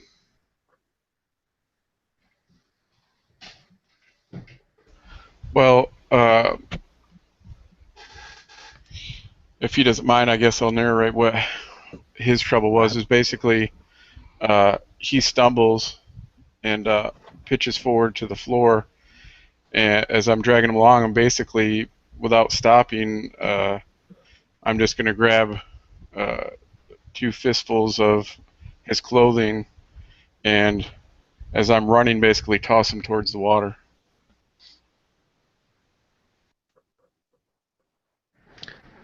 Nice. And you guys both jump in, and instantly you both feel the coolness of the water. And As we hit the water, I'm just going to be like, swim down! Just to try and get away from what's about to slide into the water. Yeah, and at this point, knowing that he's likely faster beneath the water, I will not relinquish my hold. I'll grab out for him and hang on. nice, no smart thinking. Great. So you guys begin to swim down fast as possible. Behind you, as the ship begins its slow and painful decline into utter ruin, you actually hear these strange sounds of water as girders are like thrown into the water like these massive javelins, ejecting itself through this strange gravitational field. And all of a sudden, you like a shudder happens, and you suddenly feel this force, this massive ball of force that just detonates away from the vessel. But it's not an explosion. It almost feels like a strange, like a push. Like someone physically much stronger than you grabbed you and just shoved you. And all of a sudden, the two of you are going arse over tea kettle, just spinning in the water, being pushed aside. I'll try to hold on to Varric as much as I can, but yeah, I'll just go with it. And that's where we're gonna pause that part for now, and we're gonna shoot back to you three up in detention level 1. You guys are just opened it up. Wes is standing there, and he says, "Well, come on, let's go. It's just down this hallway." And he starts booking it down the hallway toward Dr. Olari's. Before he actually leaves, I'm gonna kind of catch him by the collar. And so that, yeah, kind of like that, yeah. If this backfires, you won't live to see tomorrow. If what backfires? Of where you're leading us. Oh yeah, because I just threw myself in a jail cell because I knew that 3 people were going to get locked into a jail cell, free themselves somehow, free me somehow, and then we were all going to go together to get the same guy. Yeah, you're right. Precisely. That is totally illogical. Can we just go get the doctor, please? Can we just go get the doctor? I'll let him go, and I say it, and I'll kind of mumble to myself, hearing people hearing me. What I said still stands, and I'll follow him. And before Mercer follows, I'll be like, Mercer, and I'll toss him just hand him the scalpel, and you know, we might need something before we get our hands on some real weapons. And then I'm going to reach behind my back underneath my shirt and pull out my vibro knife that was concealed there. Nice. And then I'll give say, let's do this. As we're running, I'll give the scalpel to the doctor, and I'll kind of mumble, I'm better with my hands than with a melee weapon. True enough. And you saw that on the docks. So as you guys are heading down this hallway, and probably at a relatively clipped pace, all of a sudden the doors at the far end open up, and you see 4 Imperial troops opening out, just walking out, and all of a sudden they see you and their eyes go wide, and all 4 of them grab their blasters and they start running towards you. We're going to rush them. I was going to say, I continue running. We're going full tilt right into them. And I just my knife out like reverse grip. As both groups getting closer and closer, and they're running towards each other, you know, you guys are just screaming this war cry, and the Imperial soldiers are like, fire! All of a sudden, this big, massive thing of force. You just feel it through the entire shipyard, and all of a sudden you begin to float. your whole bodies, all the inertia that you had running full tilt, you guys begin to float up into the air, and you begin to bounce off of things as you are suddenly experiencing complete and total weightlessness in this corridor. The four Imperials are like, "What's going on?" Oh, And they this is begin different. and they begin to collide off each other and bounce throughout the entire hallway. Koljamal would like to do a coordination check to kick his feet off any strong surface and still continue to launch himself at these guys with his blade out. That's actually good. I like that. And what we're going to do with that one is at that point, or at that moment, that's where we're actually going to end it. And not actually, I know. Just at the zero gravity melee combat stage, right? It's like, but it just got good. Remember, the enemy's gate is down. Right. Enemy's gate is at the tip of my blade.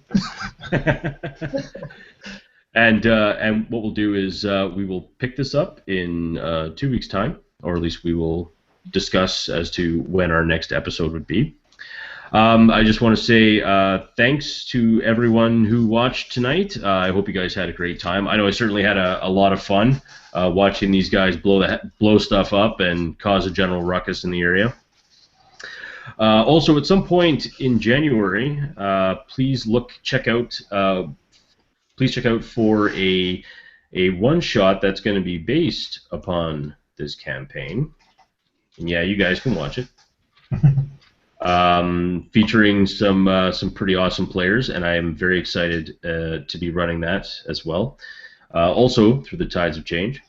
But that's been me, Mike. I am the GM for this great game with these great players, and I'm just going to ask each one to do an outro, starting with Varric. I'm Dennis. I played Varric in this session. It turned out to be quite interesting. And of course, he picked another great point to end it, so that we'll be waiting in eager anticipation for the next session.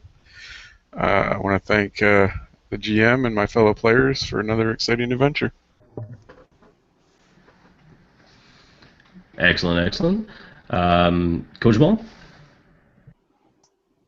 So I'm Dev from What the Dice YouTube channel, and I just want to wish everyone Happy New Year once again. First game of the year was quite a good one, and thank you to Mike and my fellow players and everyone who watched, and definitely looking forward to the continuation. Thank you, sir. Mercer? Hey everyone, this is Mercer. It was great playing with you, and also performing for you guys. I want to actually wish everybody a Happy New Year, and I expect a lot of good things happen in 2016 for role playing in general. So thank you so much, and we'll see you next time. Cool. Spec, you're up. Yeah, Ryan, also from What the Dice YouTube channel, and thanks to everybody who played and watched, and definitely Mike for giving us this adventure. And I would just say to everybody who's watching, definitely check out the Star Wars Fantasy Flight games. It's definitely worth your time. Cheers. Cool. Thank you very much. And finally, last but most certainly not least, Celine Naval. Thanks very much. This has been John from Red Dice Diaries. Just to echo what everyone else has said, thoroughly enjoyed the game. Thanks to Mike for running it and to the other players. Can't wait for the next session. Excellent. Well, that's been me, and glad you guys have been enjoying it, and definitely look forward to the next session. And yeah, Happy New Year, what everyone else said, and all the other things, all the other things, and visit all these people's channels, and have yourselves a great time gaming. Happy gaming, all.